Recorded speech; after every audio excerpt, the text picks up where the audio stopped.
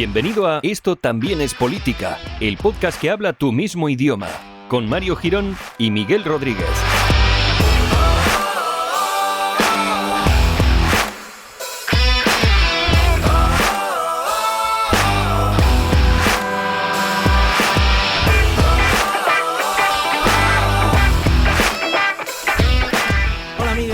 Al episodio número 125 de Esto también es política, el podcast que trae hasta tus maravillosos oídos, además tus oídos navideños, tus oídos invernales que hasta ahora están tapados, pues bueno, todas las novedades y todo lo relacionado con el mundo de la política y allegados. También allegados, ya sabéis que es una palabra que se está usando mucho últimamente y que la podéis utilizar como os dé la real gana y que cada uno puede darle el significado que quiera. O sea que a partir de ahí, adelante con los faroles. ¿Qué tal, Miguel? ¿Cómo estás?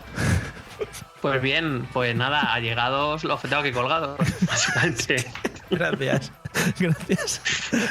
porque ya me estaba viniendo la risa dentro de lo que es mi subnormalidad extrema y digo, joder, pues creo que cerrarlo con esto puede ser maravilloso. Sí, yo creo que además pues está muy bien para introducir el tema de hoy, ¿no? Además, porque otra cosa no, pero bolas grandes, sí. bien gordas las tienen, sí. Además, en nuestro briefing anterior, ¿no?, a la grabación del podcast, nuestro guión que hemos planificado, hemos dicho, vamos a hacer las tonterías de siempre, ¿no? Y luego hablamos. Y estamos cumpliendo a rajatabla con nuestro esquema principal y con las pautas que nos hemos marcado. Con nuestro esquema municipal, ¿has dicho? Principal. Bueno, pues promete mucho esto hoy, ¿eh? Venga. Dos cosas antes de presentar a nuestro maravilloso invitado y hablar del tema de hoy. Amigos, aprovechad ahora en este momento, ya digo, navideño, para daros de alta en nuestro Patreon, porque estamos subiendo un podcast especial solo para Patreons, semanal. O sea, flipad. O sea, esto es la leche. Esto es lo mejor que puede estar pasando en este 2020, porque han pasado muchas cosas malas. Esto es lo mejor. De hecho, que llevemos 2 semanas cumpliendo a mí me parece un récord. Sí. Y cuidado que esta semana puede ser que cumplamos también, ¿eh? Cuidado, estamos ahí apurando. Sí, no lo hemos hablado, pero está ahí la cosa. Nada, aprovechad y en patreon.com/esto también es política, pues accedéis ahí y nos dejáis vuestros dineros y nosotros os regalamos nuestras voces en un podcast semanal en el que analizamos pues alguna noticia que nos llame la atención y también algún tuit que sea destacable. Y creo que los 2 podcasts han sido maravillosos los que hemos hecho. Me parece que solo podemos empeorar, yo creo ya. Vale, genial. Bueno, y hoy la verdad es que ha levantado mucha expectativa el episodio de hoy porque lo hemos movido, hace un par de horas. Ha escrito Miguel un par de cosas en Twitter y en los grupos de Telegram, en algunos grupos de WhatsApp que tenemos conjuntos y la verdad es que yo creo que ha levantado bastante expectativa y yo... Por lo menos por mi parte voy a tener que dar muchas explicaciones a gente que ya me ha pedido en plan, bueno, como no lo voy a escuchar, esa es la frase, como no lo voy a escuchar, luego me lo cuentas. Esa es la base por la que parto yo. Por lo menos cobra algo. Sí, claro. Cobraré para el Patreon, les meteré ahí un sablazo como los que solemos hacer con la gente que nos deja sus dineros. Una donación a esta ONG. Y además de esto también es política. Efectivamente. Pero no estamos dando de alta en ningún lado, ni mierda de esas. Por eso digo donación. Bueno, donación, vale. Bueno, yo eso ya que lo coja nuestro abogado. También, que se ha llegado, ¿no? Sí, se ha llegado. Bueno, vamos a saludar a nuestro al tercer participante del podcast de hoy, que ya esto es como el hormiguero, con la colaboración que hace hoy, yo creo que se convierte en el colaborador principal de este podcast. Correcto. Con 2 colaboraciones, O sea, un pasito más cerca de la taza. Espectacular. Te estás a punto de llevarte la taza. ¿Qué tal, Carlos? ¿Cómo estás? Hola, muy buenas, ¿qué tal? Bien. ¿Todo bien por aquí? ¿Vosotros bien? Sí, bueno, ya ves, o sea, dentro de nuestras limitaciones, pues nos mantenemos bastante bien, o sea que es digno, como comentábamos al principio, de aplaudir por parte de quien sea, de gente que nos escuche. La última vez que viniste, voy a ser sincero, a los dos no me acuerdo muy bien de qué estuvimos hablando. Algo relacionado con educación, pero no me... Educación, el PIN parental. Eso, sí. Joder, el PIN parental. Es verdad. Y además... ¿Dónde quedó esa idea, Fíjate, con lo bonito que era y lo que esperábamos. ¿El ruido que hizo? Sí. Pues mira, vamos a hablar hoy de otro tema que también está haciendo mucho ruido, sobre todo de coches en el centro de Madrid, que por cierto, yo tengo que decir que el otro día fui a dar un paseo con mi familia, agradable, y y me los encontré de lleno sin yo esperármelo. Fue muy bonito para mí y compartirlo con mi hijo. Se lo tuve que explicar, y a un niño de 3 años explicarle esto es complicado, y eso es lo que espero que llevemos a cabo hoy, que expliquemos esta ley nueva de educación como si fuéramos niños de 3 años. Bueno, quizá un poquito más grandes, pero que tengamos pues eso, un pequeño debate en el que hablemos un poquito de esta nueva ley CELA, que no sé si no sé por qué se le ponen los nombres de los ministros, porque queda un poco raro, ¿no? Porque la anterior la llamaron WERT y no sé qué, ¿no? Porque como cada uno que entra la cambia, pues es más fácil conocerlas que por el nombre del ministro que por el nombre raro que las ponen, porque el LOE suena peor, o sea, no tiene mucha gracia. Ley CELA es mucho más divertida. Pero así recordamos las pifias de cada ministro. Eso te iba a decir, yo tengo la teoría de que se hace para recordar quién fue el que perpetró dicha ley. Sí, qué bonito, qué bonito. Porque lo es como un poquito coger lo mejor de cada uno, ¿no? En plan, vamos a tirar de aquí, vamos a tirar de allá, es maravilloso. Bueno, pues nada, ya empezamos. Yo creo que también hacen concursos de siglas, a ver quién se queda sin siglas o quién busca la cosa más rara, porque otra cosa no, pero siglas en educación tenemos unas pocas. Molaría alguna impronunciable, ¿no? Que juntase 3 o 4 consonantes y a partir de ahí pues ya tú búscatelas como quieras pronunciarlo. Sería maravilloso. O una palabra en sueco o algo así. Bueno, ya puestos y ya que hemos lanzado la primera puya, si os parece vamos a empezar con los temas. Tenemos aquí una serie de temas que cuando los he pasado a grupo interno solo ha habido una frase de joder cuántos temas, algo así ha sido. Pasaremos por algunos un poquito de puntillas, pero nos pararemos sobre todo en los más polémicos porque es lo que nos interesa a la gente, lo que es, bueno, pues eso, sacarle los ojos a la gente que está a favor o en contra de esta ley. Ya iremos viendo un poquito según vayamos avanzando. Me interesaba preguntaros a los dos también, ya que estamos metidos o estáis de lleno en esto de la educación y sois grandes profesionales del medio, como conocen toda la gente que nos escucha, sobre el tema este que comentaba un poco Carlos de modificar la ley de educación por cada vez que se cambie un gobierno. ¿Qué motivos le veis a esto? Si es que hay algún motivo ideológico, si realmente se ve cambios cuando se aplica una ley a otra a la hora de impartir las clases, por ejemplo, a los chavales. No sé si veis ahí cambios cuando se van cambiando este tipo de leyes. Cualquiera de los dos, quien queráis que empiece. Yo creo que... Muchas gracias. De todas formas me iba a colar igual. Sí, ya lo he visto. A instancias prácticas de un profesor dentro de su aula, la verdad es que estas leyes cambian poco. Cambian un poco a nivel, pues eso, a nivel de currículum, el tema de pues contenidos, objetivos, competencias. Bueno, eso es un tema que podríamos debatir, de por qué hay competencias y objetivos a la vez.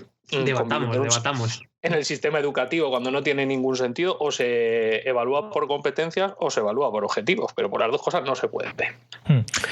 Eso por un lado. Y por otro lado, quiero decir, es más a nivel administrativo. Yo creo que esta ley lo que viene a traer ahora mismo, y por meternos un poquito en el tema, viene a traer cambios administrativos, cambios de la relación de los diferentes tipos de centros con las familias, la elección de las familias de esos tipos de centros.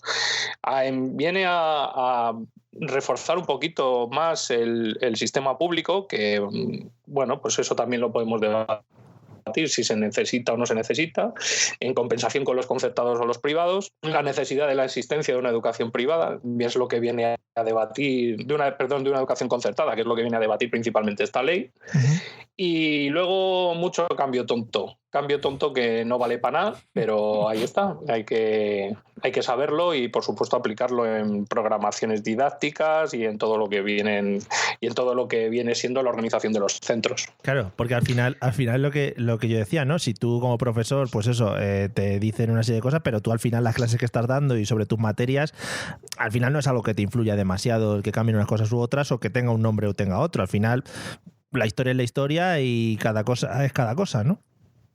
Sí, al final es lo mismo. Yo ya voy, esto suena muy viejo ya, yo ya voy por la tercera ley educativa y puedo decir que sigo haciendo exactamente lo mismo. O sea, no me ha repercutido ningún cambio. Me repercute en la organización del centro, con quién me reúno, con quién me dejo reunir, en las programaciones didácticas, qué es lo que meto y qué es lo que quito, y poca más historia. Luego sí, la innovación educativa, sí, por supuesto, no doy las clases igual desde hace 15 años que ahora, pero sí que es cierto que a nivel de contenidos no hay una gran diferencia. Molaría que os cambiaran de camiseta, como los equipos de cada ley que llevaseis un uniforme diferente y fueseis cambiando de camiseta, sería espectacular. A mí me gustaría que fuera como las revisiones de los coches, que nos fueran poniendo pines o pegatinas en el uniforme del cole, por ejemplo. He pasado por 3 leyes, pues aquí 3 pegatinazas, fenomenal. Sí, eso, todo lleno de gomets. Ojo que las revisiones de la ITV del coche yo creo que es lo más estresante que pasa en mi vida, pero bueno, eso es para otro tema que ya podremos tocar en otros podcasts. Miguel, opiniones sobre temas de modificaciones de la ley así tan seguidos o cada vez que entra un gobierno diferente. Bueno, en lo que a esta ley respecta, concuerdo bastante con Carlos. Quizá nos pueda cambiar algo en el tema burocrático, por lo que he estado leyendo. Los tutores vamos a tener que hacer informes de evaluación cada pocos años, sobre que tampoco se ha concretado nada. La ley, hay que tener en cuenta que la ley orgánica es un marco del que ahora el propio Ministerio de Educación o el propio Gobierno tiene que desarrollar órdenes, legislación, normativa aparte, y el gobierno desarrolla los reales decretos. Sí, que son convalidados por el Congreso, y después toda la normativa autonómica, que viene todo bien detrás. Es decir, esta ley es el marco a partir del cual nos vamos a mover, y viendo la experiencia de la LOMCE, mínimo nos tiraremos 2 años desarrollando legislación y normativa. O sea que tampoco tenemos tanta información con esta ley de lo que va a suceder. Pero bueno, supongo que será cambios a nivel burocrático, rellenar más papeles, supongo, porque les encantan que rellenemos papeles. Sí. Y efectivamente en el modo práctico, pues a ver, ahora sí hay que evaluar por competencias, qué pasa con los contenidos, qué pasa con los estándares de aprendizaje, que ahora pasan de ser de obligatorios a ser orientativos. Lo que decía Carlos, o evaluamos por contenidos o por objetivos, o evaluamos por competencias. Todo a la vez esto es un batiburrillo que, bueno, pues que tendremos que ver cómo se desarrolla. Pero bueno, también decirte que al hilo de lo que ha sucedido con las leyes anteriores, pues esta ley nace fracasada. Quiero decir, yo creo que todos tendremos claro que en el momento que cambie el color del gobierno, pues esta ley se cambiará, porque nace de una ley que no está consensuada, y por tanto el gobierno siguiente que venga, o de color político siguiente que venga, pues la querrá cambiar, hacer la suya.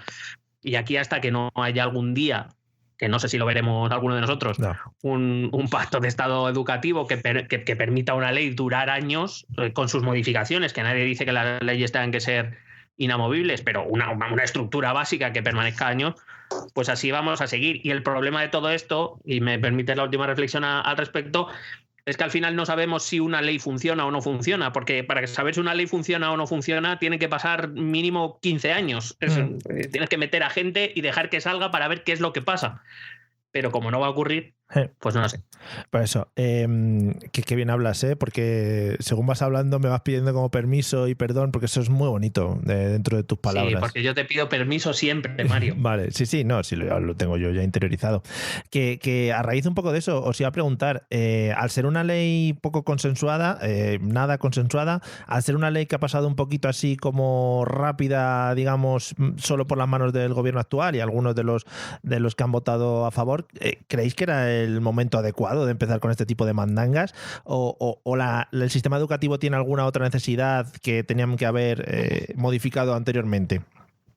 Es una buena pregunta, porque es que la verdad es que los docentes, por lo menos los docentes, yo creo que muchas familias también se preguntan cuándo por fin un gobierno va a hacer una ley educativa que responda a las necesidades de la escuela, de los institutos, de las universidades, de la sociedad, porque estas responden única y exclusivamente a intereses partidistas.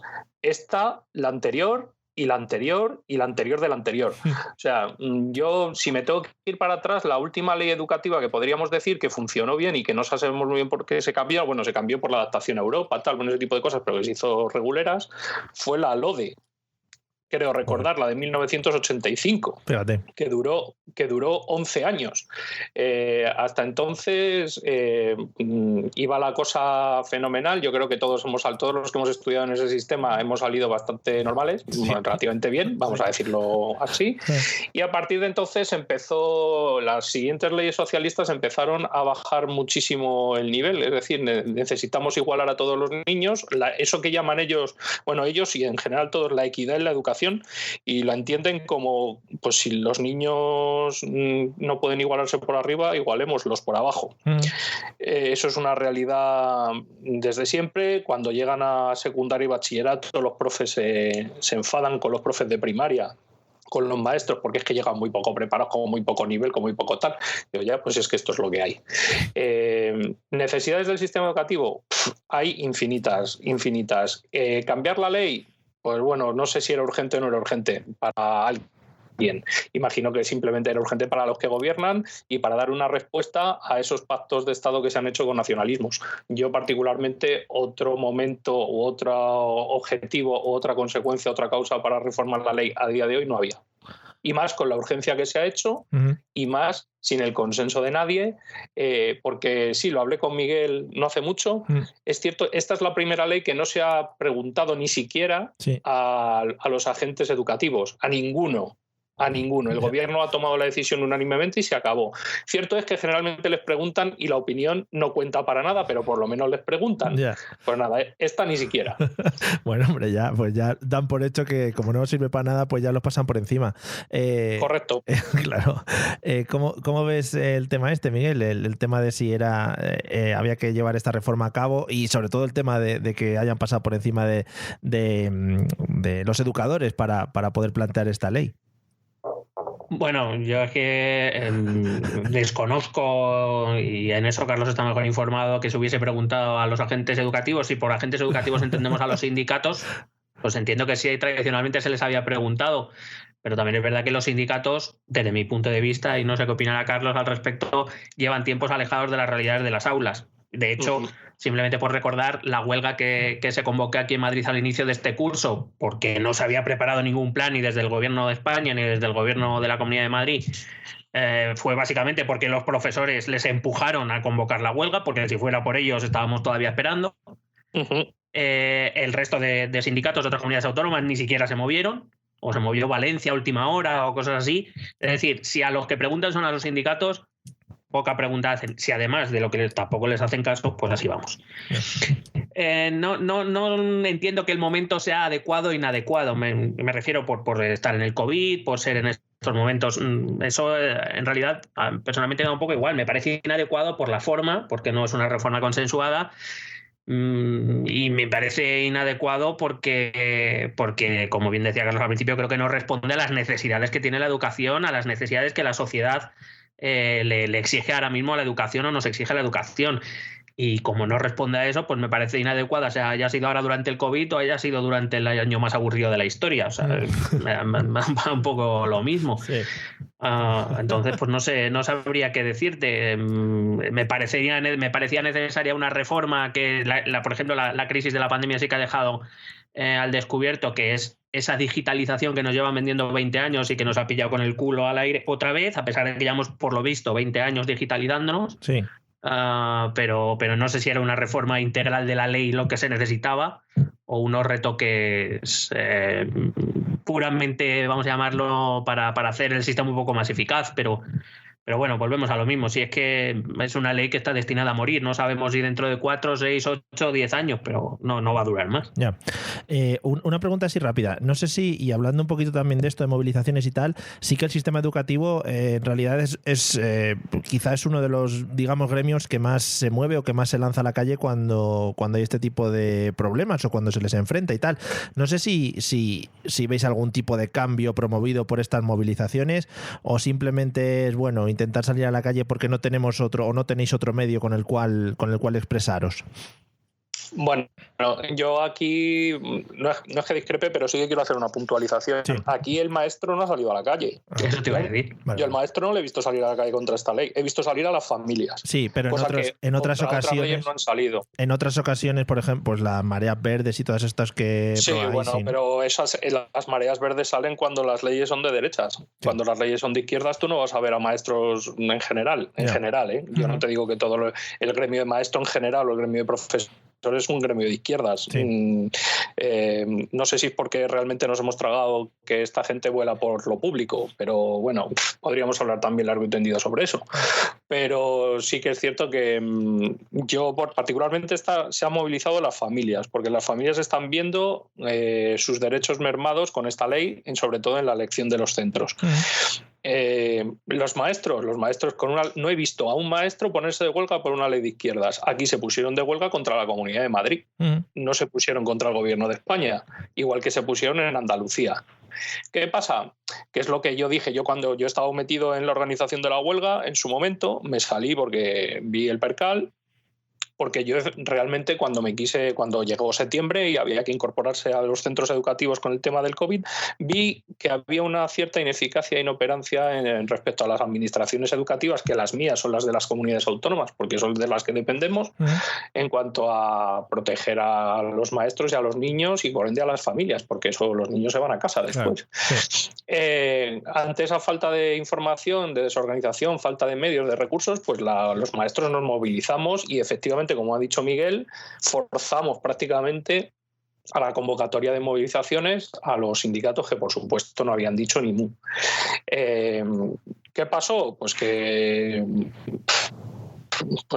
nos movilizamos al final solamente las comunidades gobernadas por el PP. Y canta. Yeah. Canta porque al final yo no me creo que un profe de Navarra o un profe de Cataluña no estuviera igual de preocupado que yo en Madrid. Pero claro, al final las movilizaciones se organizaron en comunidades regidas por el PP. Pues ya a partir de ahí deja de ser una huelga con un interés a ser una huelga política. Y entonces yo en las huelgas políticas, como no tengo ningún interés, porque yo me manifiesto contra lo que me sienta mal o contra lo que me viene mal, sí. no por el hecho de que sea el del PP, puede ser cualquiera. Guay. ¿Algo que añadir, Miguel, sobre el tema huelgas y movilizaciones? No, bueno, yo por puntualizar más allá de las inclinaciones ideológicas, que bueno, puedo estar de acuerdo en un alto porcentaje con Carlos. Decir que la huelga en la Comunidad de Madrid era precisamente por eso, porque era algo que dependía de la administración autonómica. Que el problema, desde mi punto de vista, el problema es qué pasa con los sindicatos de las demás comunidades autónomas que no se movilizan. Uh-huh. Ese es el problema, porque efectivamente, como él dice, no me creo que ningún profesor o maestro no tuviera las mismas preocupaciones que los maestros o profesores de Madrid cuando veíamos que se acercaba el 1 de septiembre y aquí nadie había dicho ni mu, ni se habían creado planes y habían dejado a los centros prácticamente al albur de los acontecimientos y allá os las compongáis como podáis.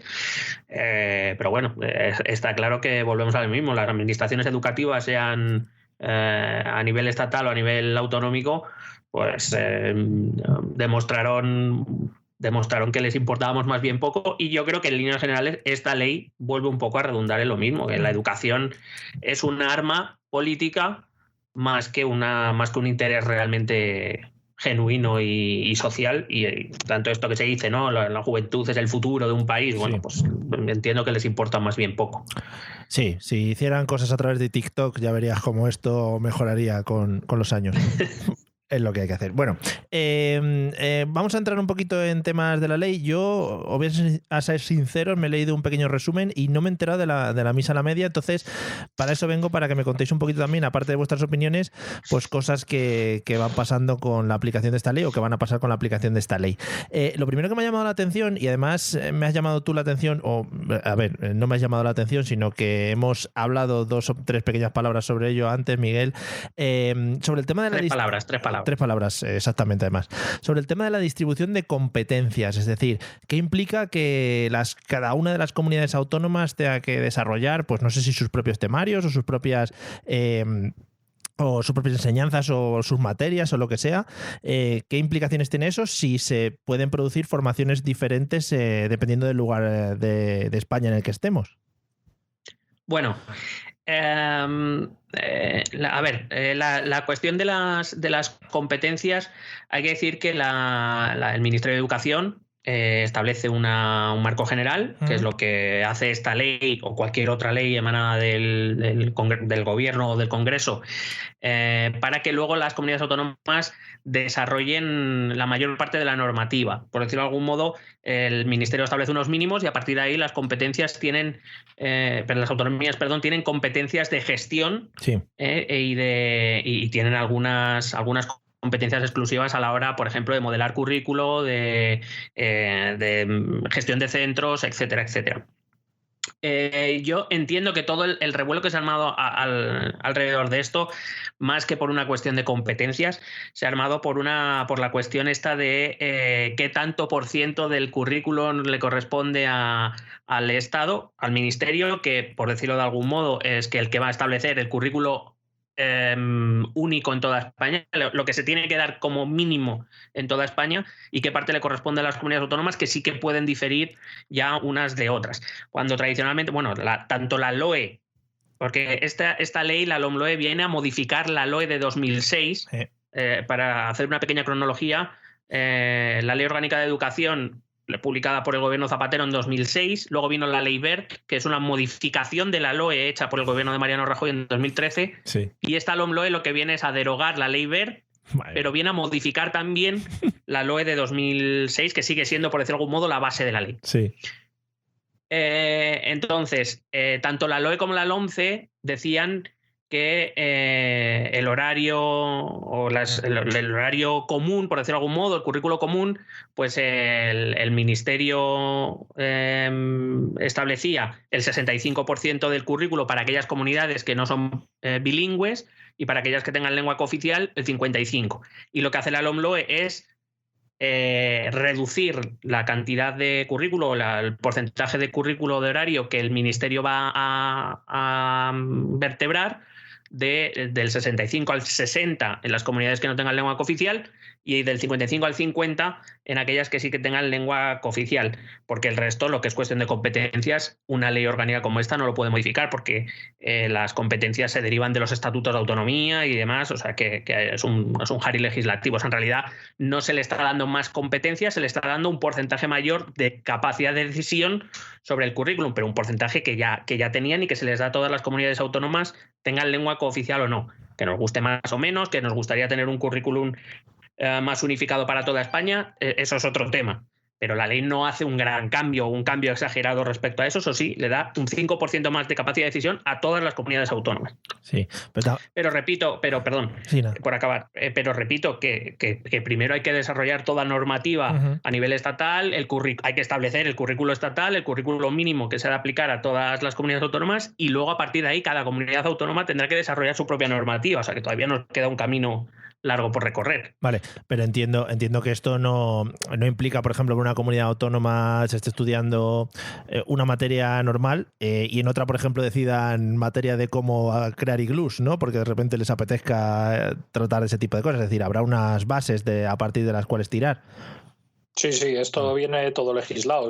Además es que no te puedes salir. Tú como un profe tienes el currículum el currículum del Gobierno de España, que es, como ha dicho ahora Miguel, un 50-60, y luego el que te pone la comunidad autónoma, que en este caso, pues claro, aquí estudiamos la Comunidad de Madrid, de las montañas de Madrid, y todo de Madrid, y los de Cataluña solo de Cataluña, y los de Castilla y León solo de Castilla y León. Sí. O sea, que esto no cambia desde la LOCSE. O sea, que el porcentaje sea mayor o sea menor, a la hora es lo que te decía al principio, a la hora de dar clase tú, profe, claro, tu programación, tus alumnos, no cambia prácticamente nada desde hace un montón de tiempo. No es, a mí esto del porcentaje no me parece un asunto ni relevante en esta ley. Ya, quizás un poco más orientado, no sé si, porque se ha hablado también mucho y luego tocaremos un poquito el tema, por el tema de las lenguas cooficiales y todo este tipo de rollos. También creo que es un poco, y os lo iba a preguntar luego, es un poco también de cómo se ha redactado la ley, ¿no? Y cómo se ha quitado pues eso de la lengua oficial del Estado al castellano y todo este tipo de cosas. Vamos, aquí Miguel puede decirte mejor las cosas. Lo que pasa es que el castellano en la ley puede no figurar como lengua vehicular de enseñanza, pero como lo figura en la Constitución, al ser una ley de rango superior, esto en cualquier reclamación al Tribunal Constitucional que quiera hacer alguno de los partidos que no estén a favor de esta ley, pues la ganará y lo pondrán y se acabó. Pero poniéndolo como lo han puesto y aprobándolo como lo han aprobado, están contentando a una parte de los partidos que votaron esta ley. Está claro, vamos, yo particularmente lo tengo claro. No creo que el castellano deje de ser lengua vehicular de la enseñanza, por mucho que lo ponga la ley. Creo que el Tribunal Constitucional dirá que este redactado no valdrá y lo tendrán que redactar de otra manera, sí. Y seguiremos como hasta ahora. Imagino.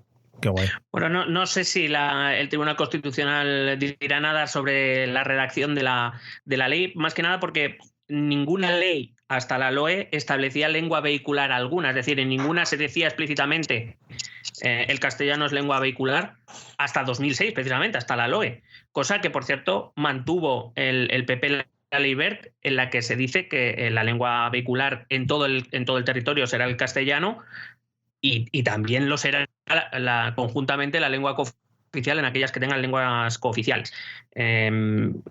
Bueno, lo que más ha llamado la atención ha sido el abandono de la calificación de vehicular de la lengua del castellano y de las lenguas cooficiales. Tampoco se dice que las lenguas cooficiales deban ser vehiculares, simplemente se ha abandonado el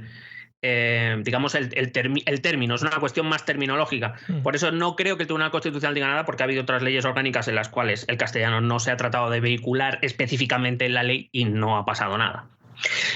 Otra cosa, y volvemos al tema de lo de siempre, y creo que todo esto tiene más que ver con una cuestión política y que toca algunos aspectos del independentismo, porque es así, porque si no la polémica, bueno, yo no sé cuánto sentido tiene el que eliminen ese término. Repito, hasta 2006 habíamos vivido con leyes en las que en ningún caso se decía que el español era lengua vehicular.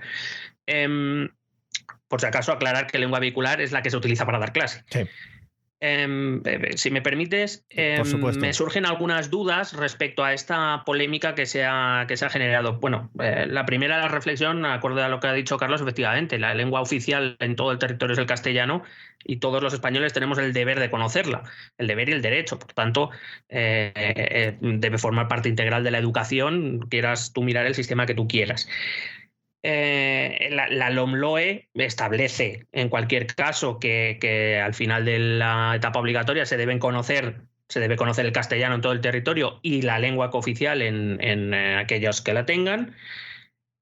Desde mi punto de vista, lo que falta, aunque eso supongo, si es que se quiere hacer, se debería desarrollar en normativa adicional, es el método de controlar que eso ocurre, es decir, que al finalizar la etapa obligatoria en todo el territorio se conoce y los chavales se expresan bien oral y por escrito, tanto en castellano como en la lengua cooficial.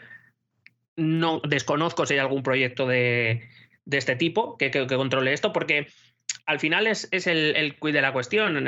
A mí personalmente me da un poco igual si lo nombran lengua vehicular o no. La cuestión es que al final de su etapa escolar obligatoria tienen que dominar los dos idiomas, en el caso de que tengan dos, o el castellano en el caso de aquellas comunidades que no tenemos dos lenguas. Sí. Viendo, también te digo, el nivel de castellano en muchas comunidades no bilingües, no creo yo que aparezca el término vehicular o no sea lo prioritario. Lo prioritario es que la gente aprenda bien la lengua. Y por poner un ejemplo, y aquí quizás sí que voy a polemizar un poco con Carlos, por favor. Aquí en Madrid, bien lo conocemos, tenemos muchos colegios bilingües donde se dan asignaturas en inglés y en ningún caso aparece que el inglés sea lengua vehicular en la ley. O sea que por eso digo que la terminología vehicular a mí personalmente no me parece tampoco demasiado relevante. Lo que me parece relevante es que se controle, que a los 16 años, cuando se abandona el sistema obligatorio, todo el mundo controle, sepa usar adecuadamente la lengua o las lenguas que le toquen y que haya algún método para controlar que eso efectivamente ocurre. Vale. Supongo que eso también lleva un poquito por el tema de pues el control para los pasos de ciclo o alguna especie de examen al finalizar alguno de estos ciclos importantes, ¿no? Bueno, no sé si es necesario un examen como tal. Yo creo que ya de exámenes vamos bien cargados en líneas generales, pero tiene que haber alguna manera en la que la administración o los centros se aseguren de que los chavales salen con un adecuado conocimiento y un adecuado uso oral y escrito de su lengua o sus lenguas. Sí, efectivamente. Porque luego escriben los grafitis y ponen hemos sido engañados o vampiros existen, y eso está feísimo. Por favor, claro. Si alguien no ha visto el de vampiros existen, que lo vea, o el de si te zumba el oído es que te escuchan con rayo láser desde la NASA. Ese es un grafiti si te zumba el oído. Bueno, volviendo un poquito a lo que comentabais antes de que esta ley es un poco, o que ha tomado como base una ley, la LOE antigua, una de las cosas que me han llamado la atención y que creo que vosotros me vais a poder sacar de esta duda es que se recuperan, por ejemplo, en primaria se recuperan los 3 ciclos que ya existían antiguamente. ¿Creéis que esto es un lío innecesario para los centros educativos o es algo también como lo que venimos comentando hasta ahora de simple nomenclatura y no sirve para demasiado? Si te soy sincero, yo creo que los centros, el 90% de los centros han seguido funcionando con los 3 ciclos. Sí. Yo también lo creo. Sí. Te lo digo así, porque es, o sea, educativamente y madurativamente en cuanto a las etapas del niño es como debe de ser. Claro. Lo que era ilógico era tener los 3, primero, segundo y tercero por un lado, cuarto, quinto y sexto por otro.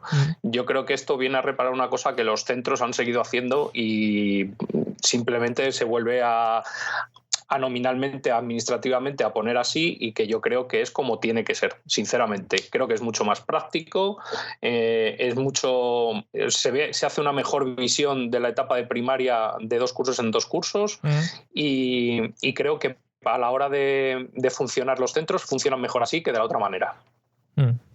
Miguel. Completamente de acuerdo. Fenomenal, ¿eh? Así, cueto, al grano, pim pam pum, picadito. Y por el tema de la aplicación de criterios para el paso de ciclo, es decir, ahora, bueno, dice la nueva ley que se puede repetir una vez el último curso del ciclo si así lo considera el equipo docente, pero solo una vez durante toda la primaria. ¿Cómo veis este tipo de decisiones, este tipo de aplicación de criterios a la hora de, pues eso, mantener a un chaval en un curso o dejarle pasar o lo que sea? Antes de que Carlos intervenga, porque además él es maestro de primaria, o sea que tiene mucho más conocimiento que yo, hacer una pequeña aclaración. La ley no dice exactamente una vez en primaria, dice que se pueden repetir hasta 2 veces durante la educación obligatoria. Eso. Y ninguna vez, más de una vez en el mismo curso. Es lo que dice la ley. Partir de ahí, lo que dice la LOMLOE, a partir de ahí que Carlos... O sea, que no, lo que no puedes mantener es a un chaval ahí constantemente en un curso, ¿no? O sea, ya la segunda vez ya le pasas. No, dice, bueno, hay unas cosas curiosas también que me llaman la atención, ¿no? Es como, a partir de ahora la ley declara que la repetición sea extraordinaria, como si hasta ahora hubiera sido lo normal, ¿sabes? O sea, parecía que los profesores estamos ahí con los mismos alumnos año tras año, que no ocurría. O sea, ya. Pero sí dice que en ningún caso se puede mantener a un chico repitiendo el mismo curso durante más de un año. Vale. Carlos, ¿cómo ves este tipo de cambios o la aplicación de este tipo de criterios para el paso de ciclo? Pues yo creo que más o menos sigue, tampoco hay una gran variación. A día de hoy los niños en primaria solo podían repetir una vez, y se podía repetir una vez más, una repetición extraordinaria al finalizar la etapa, porque creo que la ley anterior decía que podías repetir una vez por cada etapa. Es decir, podías repetir una vez en primaria y podías repetir una vez en secundaria. Y extraordinariamente podías hacer una repetición en el último curso. Bueno, tampoco es que haya una gran diferencia. Las repeticiones, como bien ha dicho Miguel, son, antes de llegar a la repetición hay un montón de medidas ordinarias de atención al alumnado que hay que superar y que, bueno, son casos muy excepcionales, no es una norma general, una repetición. Repetir 1 o 2 veces, pues bueno, hay niños que, esto es como todo, no debería haber, para mí, no es que no debería haber un límite, quiero decir que luego cada niño se desarrolla de una manera distinta, hay niños que les viene muy bien repetir y hay niños que no superan los objetivos y les vendría muy mal repetir. Todo esto también viene, o sea, si centramos el debate en el tema de la individualización de la educación, y pues debería estar todo a criterio del equipo docente. Ni más ni menos, no marcado por una ley o una ley de mínimos, no sé. Yo particularmente la experiencia me va diciendo que hay niños que les mandamos repetir y no les viene bien porque les viene mucho mejor estar socialmente metidos en su grupo, y hay otros niños a los que les viene muy bien repetir porque lo que no tienen es una base para poder seguir creciendo ellos mismos. Entonces, al final... en el caso siempre de medidas ordinarias y extraordinarias de evaluación, yo siempre dejaría libertad a los equipos docentes. Vale. Sí, permíteme. ¿Me permites? Sí, hombre, por supuesto. Me había callado porque el calla otorga. Estoy completamente de acuerdo por una razón que una ley jamás va a poder, ninguna ley va a poder prever. Y es que detrás del fracaso escolar de un chaval o de dos chavales diferentes puede haber razones completamente diversas, y generalmente el conocimiento de esos factores que le hacen a ese chaval tener un fracaso escolar o no alcanzar los objetivos previstos pueden ser muy diferentes y responder a factores muy diversos que solo el centro o sus profesores, su claustro, conoce. Y estoy completamente de acuerdo en que se debería dejar a los claustros que decidan. Como bien ha dicho Carlos, conocemos casos de chavales que hacerles repetir sería una tortura que solo les haría hundirse más en su proceso madurativo, y hay chavales a los que les viene realmente bien poder salir, a lo mejor incluso, no me estoy refiriendo ya ni siquiera a conocimientos, a simplemente incluso a poder salir del entorno de su propia clase, que para él, por lo que sea, le supone un agobio, una presión extra, y el hecho de verse en una clase nueva o verse de manera diferente le hace reaccionar. O sea, es que eso ninguna ley lo va a poder prever, y precisamente por eso se debería dejar a los profesionales, que son los profesores que tratan y conocen a ese chaval y que le ven día a día durante horas, los que deberían poder decidir qué es lo que mejor o lo que más le conviene a ese chico en su proceso dentro de la educación. Vale, y entonces, ¿qué parte o qué porcentaje, ya no con esta ley nueva, que no sé si lo modifica, o con leyes antiguas, tiene el equipo de docente a la hora de decidir ese cambio de clase o que el chaval pase al siguiente ciclo o lo que sea? ¿Qué porcentaje tenéis vosotros como profesores? Bueno, hombre, no te podría decir un porcentaje. La ley anterior, desde luego, decía que toda medida de repetición o de promoción tiene que estar de acuerdo con las familias. Eso es un paso complicado. Ninguna familia le gusta que le digan que su hijo tiene que repetir por razones A o por razones B. Pero sí que es cierto que la LOMCE daba la última respuesta al equipo docente. Del equipo docente. Luego es cierto que los padres tenían un proceso que se instauró, por lo menos en la Comunidad de Madrid, no sé en otras comunidades, tienen un proceso de poder recurrir estas decisiones a través de la inspección educativa, y que finalmente, si hubiera desacuerdo, sería la inspección educativa la que decidiría, aportando el maestro pues calificaciones, anotaciones, libros de registros, etcétera, que tienen para poder evaluar, y los padres pues lo que consideraran oportuno. Esta ley supongo que habrá que esperar a los diversos desarrollos, tanto los reales decretos como los decretos de las comunidades autónomas, para ver cómo se va a cimentar esa decisión de promoción o no de alumnos, y si va a cambiar respecto a las leyes anteriores. Lo que dice la LOMLOE, por lo menos lo que yo he leído, también es verdad que aquí sí que se va a diferenciar bastante más de lo que lo hacía. Se diferencia bastante primaria y secundaria. Lo que yo he leído es que en primaria, en cualquier caso, la última palabra la tiene el equipo docente, eso sí, cumpliendo con que la repetición será con esas limitaciones de las repeticiones, que volvemos a lo mismo. Es una limitación que se le hace al claustro, que a lo mejor no es conveniente en algún caso determinado, aunque doy por hecho que a ningún claustro le gusta que un alumno suyo repita 4 veces en primaria. O sea, es que entiendo que eso no va a ocurrir, y que se van a poner las medidas que eviten eso mucho antes. Entonces, de momento, lo que es el LOMLOE, tampoco veo que haya mucho cambio respecto a la primaria, si hay algo más respecto a la secundaria. A ver, entiendo lo que comentáis. Al final es una ley que está intentando legislar sobre personas, que somos lo más inestable que existe en el universo, aparte de algunas cosas químicas de esas, y entiendo, sí, claro, y entiendo que, o bombas o lo que sea, y entiendo que es complicado, que cada uno tiene su forma de ser, y sobre todo con chavales que al final están desarrollándose de cara pues, a adquirir ciertas habilidades, este tipo de cosas. Y eso, yo creo, además, según estabas hablando, Carlos, me ha venido una frase que creo que ya hablamos en el debate que tuvimos sobre el PIN parental. Yo como padre, si llevo a mi hijo al colegio, que es lo habitual, confío, o por lo menos doy parte de la confianza de su educación, una parte muy amplia, al tema de los profesores. Y lo que tú comentas, oye, si a mí me viene un profesor y me dice, oye, mira, tu hijo necesita repetir por este tipo de cosas, no sé si es bueno que las familias tuviesen potestad para decir, no, pues mi hijo no repite porque no me apetece o porque no quiero. Es que no sé si se hacía de esa manera. No, hombre, no. Vamos a ver, nosotros cuando tenemos que decirle a alguna familia que un niño va a tener que repetir, procuramos ir avisándolo desde enero, febrero.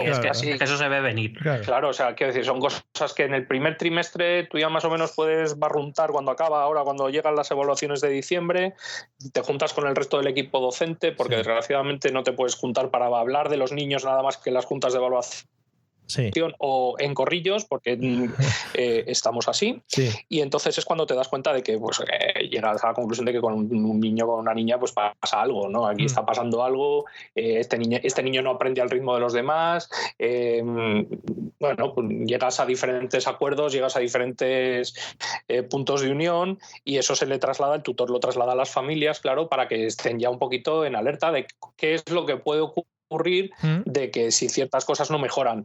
Luego hay familias que les importa un carajo lo que les dices, hay familias que se preocupan un montón y tiran desde casa con el niño hacia adelante si es un tema curricular, porque a veces no es un tema curricular, pues es que le hemos detectado pues que tiene una dislexia, que tiene pues yo sé, cualquier tipo de necesidad educativa, y entonces pues ahí, claro, pues, o sea, es problemático porque para un padre es difícil aceptar. Si yo somos padres aquí dos, y nos dirían eso, y sí, ahora mismo yo diría, bueno, pues si me lo dicen, yo procuraría aceptarlo lo más rápido posible y poner medios para que esa adaptación del niño a la repetición o a la no repetición, o si consigo en casa mejorar el asunto, enderezarlo, pues trabajar por ello, ¿no? Sin embargo, otras familias, y no os voy a decir que son mayoría, pero es un alto porcentaje, pues que se cierran en banda, es como un ataque a mi hijo, a mi familia, a mí, a tal, no. Si nosotros no lo hacemos porque, quiero decir, no hemos tirado una carta, los 14 nombres de los niños al techo, y hemos cogido uno al azar y le ha tocado a usted la charla de la repetición. Si lo hacemos es porque creemos que va a ser lo mejor.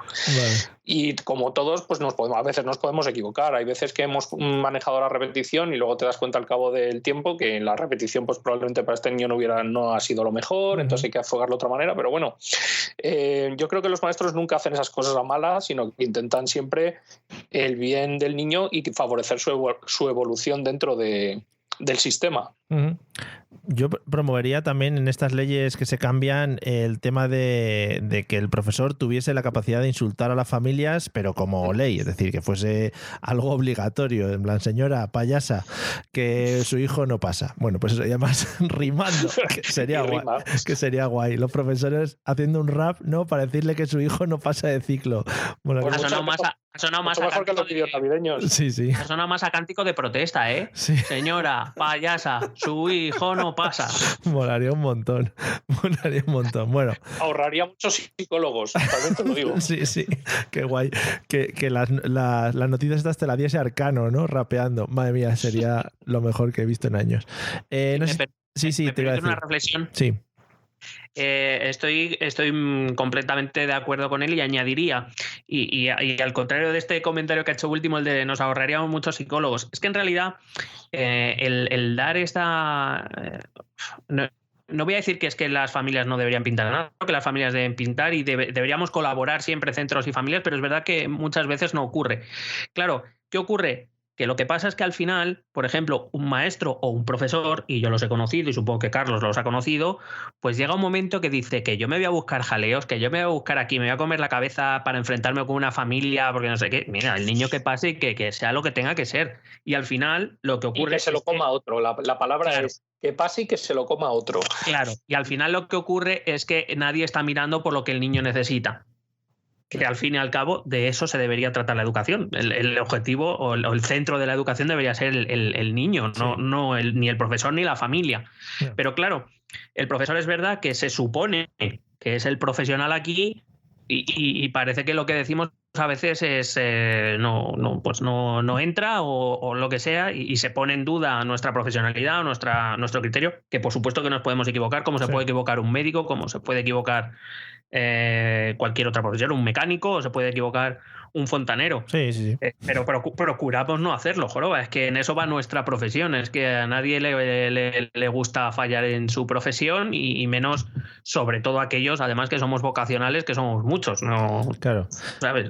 No nos gusta. Es que el sistema provee un montón de mecanismos para evitar esos fallos. Es decir, antes de llegar a la decisión de que un niño promociona o no promociona un curso o un ciclo, ha tenido que pasar muchas cosas primero.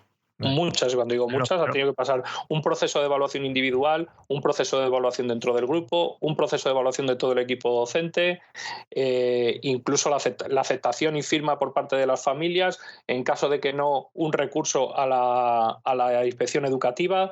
Quiero decir que son procesos que garantizan un poco el hecho de que que los profesores intentemos no equivocarnos cuando tomamos una decisión y que sean decisiones fundamentadas y meditadas, porque en el momento que cuando un profesor o un maestro tiene una decisión fundamentada, con datos, con escritos, con registros, lo que debería de ser, no tiene por qué temer a que le llame el inspector para decir, a ver qué pasa con este niño y con esta familia que me están protestando. El inspector le darás tus datos, el inspector valorará y dirá, pues efectivamente está fundamentado que este niño repite y punto. Y ya está. Pero ¿qué pasa? Pues eso, desde aquí también hago un llamamiento en las ondas a las administraciones educativas de que por favor liberen al profesorado de tediosos procesos burocráticos en general para cualquier cosa. No te preocupes, serás escuchado. Es que me gustaría como maestro poder llegar, trabajar y dedicarme a los niños desde la hora que llego a la hora que me voy. Ya. Porque es que, claro, yo entro en clase, pero luego las horas que no tengo de docencia, o sea, tengo papeles, muchos papeles que rellenar y es como, por favor, me gustaría preparar una clase, pero como te lo preparas en casa, ya. Claro, al final, que podría ser una conclusión después de todos los temas que todavía nos quedan por tratar, pero ya te lo anuncio, es que con esta ley, con la ley anterior, con la ley anterior de la anterior y con la futura que venga, el sistema educativo sobrevive por el trabajo de los maestros y los docentes. Por el buen trabajo de los maestros y los docentes, no porque tengamos ayuda de las administraciones educativas. A tope. Que el tema, me mola un montón el tema de los papeles y tú tranquilo que este podcast seguramente el consejero de Educación de la Comunidad de Madrid está atento a él. Se lo hago llegar. Vale, se lo pone constantemente. Y la verdad es que sanción me va a caer. La presidenta, todos están atentos. Bueno, vamos a seguir un poquito con cosas que toca la ley. Yo he leído que se incluyen o se van a incluir como muchas nuevas materias, sobre todo, por ejemplo, destinadas a hablar de la salud, de la igualdad, del respeto, la cooperación, todo palabras muy chulas. No sé si esto implica que se eliminan horas lectivas para otro tipo de materias y sobre... A ver, calma. Entiendo, yo cuando leo esas cosas me hace mucha gracia porque salud, igualdad, respeto, cooperación, amistad, alegría, felicidad, o sea, son cosas que no se trabajan. Claro. No trabajamos, nosotros no las trabajamos porque nosotros vemos a niños, yo qué sé, escupiéndose a la cara y aplaudimos, ¿sabes? Y no intervenimos, o en vez de decir, venga, si es mejor hacerlo entre tres y trabajar todos un poquito y adullarnos, no, decimos, no, hay que aplastar al de al lado porque es lo mejor, porque es lo que te vas a enfrentar en el mundo real. Claro, joder. No sé, o sea, son cosas que a mí no me caben en la cabeza. No me caben en la cabeza, vamos a ver. Lo trabajamos todos los días, todas las horas. Imagino que no harán una materia nueva y la meterán dentro de lo que son los elementos transversales del currículum, es decir, cosas que se trabajan en todas las áreas como se hacen ahora. Pero bueno, que queda muy bonito decirlo porque es que parece que en los colegios ahora la salud, la igualdad, el respeto y la cooperación pues son cosas que son nuevas, son conceptos nuevos. Molaría, ¿no? Yo a mi hijo le quiero meter en un colegio en el que se trabaje en, pues la ideología nazi, ¿no? Y claro, el racismo, la xenofobia y el egoísmo, porque es lo que me caracteriza a mí como clan. No sé, pues estaría bien que, ¿ves? Pues ahí es donde los padres pues no pueden elegir. Miguel, yo no sé si te toca tanto la fibra como a Carlos. Sí, no, es absurdo. Si recuerdas cuando tuvimos nuestros afamados programas sobre los programas electorales de las elecciones de los distintos partidos, todos apostaban por crear asignaturas y materias, pues bueno, porque se ve que los niños ya pasan pocas horas en el colegio y porque en el colegio efectivamente les enseñamos a pegar, odiar, escupir y si puede ser a echar vinagre en las heridas abiertas. Sí. Pero no ocurre, por lo que sea no ocurre. Es verdad que esta ley tampoco es la definitiva sobre si eso va a ocurrir o no, porque en esa ley, si hay alguna materia, se tendrá que incluir en el Real Decreto donde se desarrolle el currículo, es decir, las materias por curso y demás. De momento en esta ley no se ha introducido ninguna materia de ese tipo. Pero veremos si hay sorpresa. Lo único parecido es la obligatoriedad de cursar, dice la ley, al menos un año en primaria y otro año en secundaria de una asignatura llamada Valores Éticos y Cívicos, que incluya contenidos sobre derechos humanos y de la infancia, valores constitucionales, igualdad, desarrollo sostenible, respeto a la diversidad, cultura de la paz, etcétera. Pero es verdad que por lo que anuncia la ley, el resto, todo este tipo de cosas se deben, pues eso, son contenidos transversales que debemos incluir todos los profesores en nuestras asignaturas y que ya hacemos desde hace muchos años, no es desde ahora. Vale, o sea que el tema de pegar a los alumnos se quedó atrás ya, ¿no? Por lo que sea. Sí, ya no dejan. No nos dejan, ¿no? Vale, igual. Ni a nadie. Vale, sí, es verdad. Iba a decir, nos pasa igual a los padres. O sea, han ido cambiando no nos dejan pegar a nadie. Las normas de educación. que os iba a preguntar una cosa también relacionada con esto y no sé si va a traer risas también. No sé si el profesorado recibe algún tipo de formación para afrontar todo esto. Creo, a ver, a tope de formación. Entiendo que no se recibe entonces mucha formación ni para esto ni para nada. No. O sea, formación, quiero decir, formación sobre la salud, la igualdad, el respeto y la cooperación, pues no sé, vamos, supongo que el sentido común. Tampoco hay una cosa, quiero decir, o sea, es que no conozco a nadie de verdad que no haga esto habitualmente. Claro, O sea, se me escapa que un profe llegue y diga, bueno, chicos, que sepáis que las niñas tienen que cocinar ir de rosa, los niños de azul y ser algo en la vida para mantener a sus mujeres. O sea, es que no se me ocurre. No sé, igual necesitamos un ministerio de igualdad que venga a solucionar estas cosas. No lo sé. Pero es que, o sea, a mí es que esto me saca. O sea, son como profesores idiotas. Tenéis que trabajar esto porque no lo trabajáis lo suficiente. Bueno, a lo mejor los que no lo trabajan suficiente son las familias. Y una cosa que no está en esta ley ni en ninguna y que creo que debería estar obligatoria ya es escuela de padres obligatoria. Por favor. Vale. Ya está. Sí. Me gusta. No quiero hablar más de esto, es que me enciende. Vale. ¿Algo que añadir, Miguel? No. Vale, no, guay, pues nada, queda clara vuestra postura en cuanto a estas y sobre todo, a ver, a mí me ayuda porque leyendo la ley, cuando hablan de todo este tipo de materias y todo este tipo de conceptos, es como si, en plan, bueno, ahora vuestros hijos van a recibir una formación súper especializada en este tipo de cosas y tal, Pascual, y al final, pues eso, es el día a día y es lo que tienen que seguir cuando están, pues, relacionándose con otras personas y relacionándose con los profesores. No, es que además, si me permites, es que se desconfía mucho del centro educativo y no sé exactamente muy bien por qué. Porque si precisamente en algún sitio estamos sensibilizados con esas cosas es en los centros educativos, sobre todo a raíz de la aparición de casos de bullying y este tipo de cosas. Sí. O sea, es que los centros educativos tenemos protocolos, o sea, es que estamos muy atentos a esas cosas. Es que no sé a quién se le puede ocurrir que en el centro educativo no trabajamos eso. No sé si el tema... Es como... Perdón. Es como pues lo de los protocolos. Imagino que al que ha escrito la ley que hace como 20 años que no pisa un centro educativo. Claro, eso te digo. O que ha hecho copia-pega, también te digo. Porque también puede ser, sí. Claro, eso te digo. Igual los que están legislando se educaron en otro entorno que no tiene nada que ver a lo que tenemos ahora. Y era un poco más radical, digamos, el tema.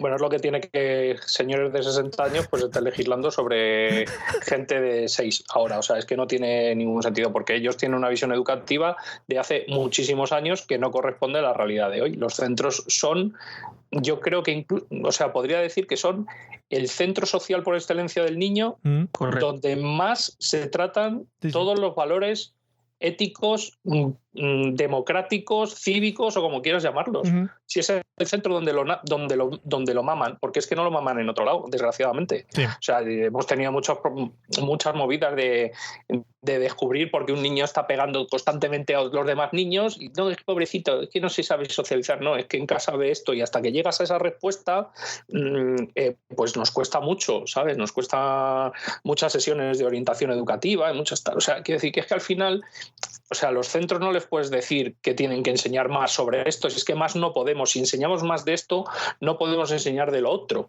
Ya. Y entonces al final es un batiburrillo de mini cosas que es como dicen aquí en mi pueblo, como el tío Liendres, de todo sabes y de nada entiendes.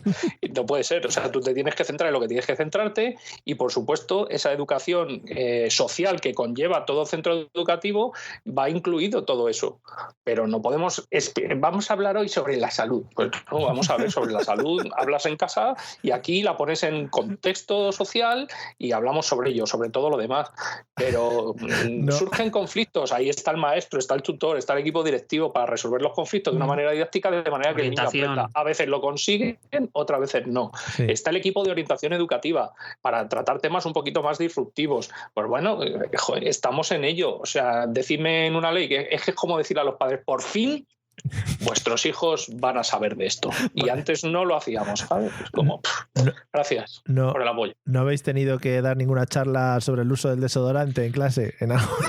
Sí. La de educación física, sí. En secundaria se tienen que dar a veces, sí. Ya te digo yo que como tutor me ha tocado, sí. Bueno, maravilloso. Yo no doy charlas. Yo llego a clase y digo, por favor, abrid las ventanas que aquí huele a choto. Hombre. Todo el mundo entiende que aquí huele mal y hay que echarse en el sobaco. Ya está. No, o sea, a veces no hay que ir tan de guay. Claro. No, si no es una cuestión de ir de guay, es que cuando lo dices 3 veces y no pasa nada, pues al final tienes que sentar a toda la clase a contarles lo que es la higiene personal y esas cosas. Pues manda narices que a un tío de 16 años le debes contar eso. Bueno, Fastidies. Molaría. bueno. Que pudieras, ¿Qué le vamos a hacer? Es lo que hay. que pudieras untarle en colonia, molaría también. Bueno, vamos al siguiente paso. Vamos a avanzar. Tema de prueba cuando terminamos el ciclo de la ESO. Bueno, por lo visto se ha eliminado una prueba que estaba contemplada en el 11 que nunca se llegó a aplicar. O sea que ¿es necesaria una prueba cuando se termina este ciclo o realmente no vale para nada? Necesaria. No sé. Yo no concibo que sea necesaria por las mismas razones. Quiero decir, la educación obligatoria es obligatoria y para eso tienes un equipo docente que ha seguido la evolución de ese chaval. En el caso, hablamos de secundaria, los 4 cursos de secundaria y sabe si alcanza los mínimos exigidos por la ley o no. Y también podemos hablar sobre eso, porque tampoco tengo muy claros a veces cuáles son los mínimos exigidos por la ley. Pero bueno, en principio no considero que en cuarto de secundaria, que es, repito, la titulación mínima obligatoria que debe tener todo el mundo, pues sus profesores, nadie mejor que otras personas, sabrán si cumple esos mínimos o no. Efectivamente, aquella prueba de cuarto, pero si se hace una prueba, o si se tiene la voluntad de hacer una prueba evaluadora a final de secundaria para ver si se han alcanzado efectivamente esos mismos objetivos, entiendo que sería una prueba relativamente parecida a lo que es la EBAU después del segundo de bachillerato. Sí. Desde luego, la prueba que planteó la 11 era un despropósito. Era un despropósito porque, para que te hagas una idea, era una prueba que se hacía en abril, Sí. cuando me quedaban 2 meses de ver temario, pero en esos exámenes se preguntaba por parte de ese temario que todavía no se había podido ver. Claro, hombre, pero te lo O sea, imaginabas. simplemente para que te hagas una idea. Sí. Se decía que sin aprobar ese examen no había titulación. Ujú. Entonces, ¿para qué hacemos evaluación continua? Que es lo que nos exige la ley. Claro. O sea, es decir, a nosotros se nos exige llevar un seguimiento continuo a cada uno de los alumnos. Si luego le vas a hacer un examen, por lo que sea una prueba, porque razones para no aprobar hay muchas. Un chaval puede tener un curso brillante y ese día tener un mal día o lo que sea y pifiarla. Ujú. Entonces no titula. Es que no tiene mucho sentido para mí. En lo que estoy hablando en educación secundaria obligatoria. Sí. Yo estoy totalmente de acuerdo y hemos tenido pruebas en primaria, pruebas diagnósticas que se llamaban en la LOE, porque la 11 las quitó, o quitó al menos una de ellas. Yo estoy totalmente de acuerdo. Si la evaluación es continua, si el principio básico de la educación es tener en cuenta las necesidades individuales de cada uno de los niños, ¿a qué viene poner una prueba igual para todos? Yeah. No tiene sentido.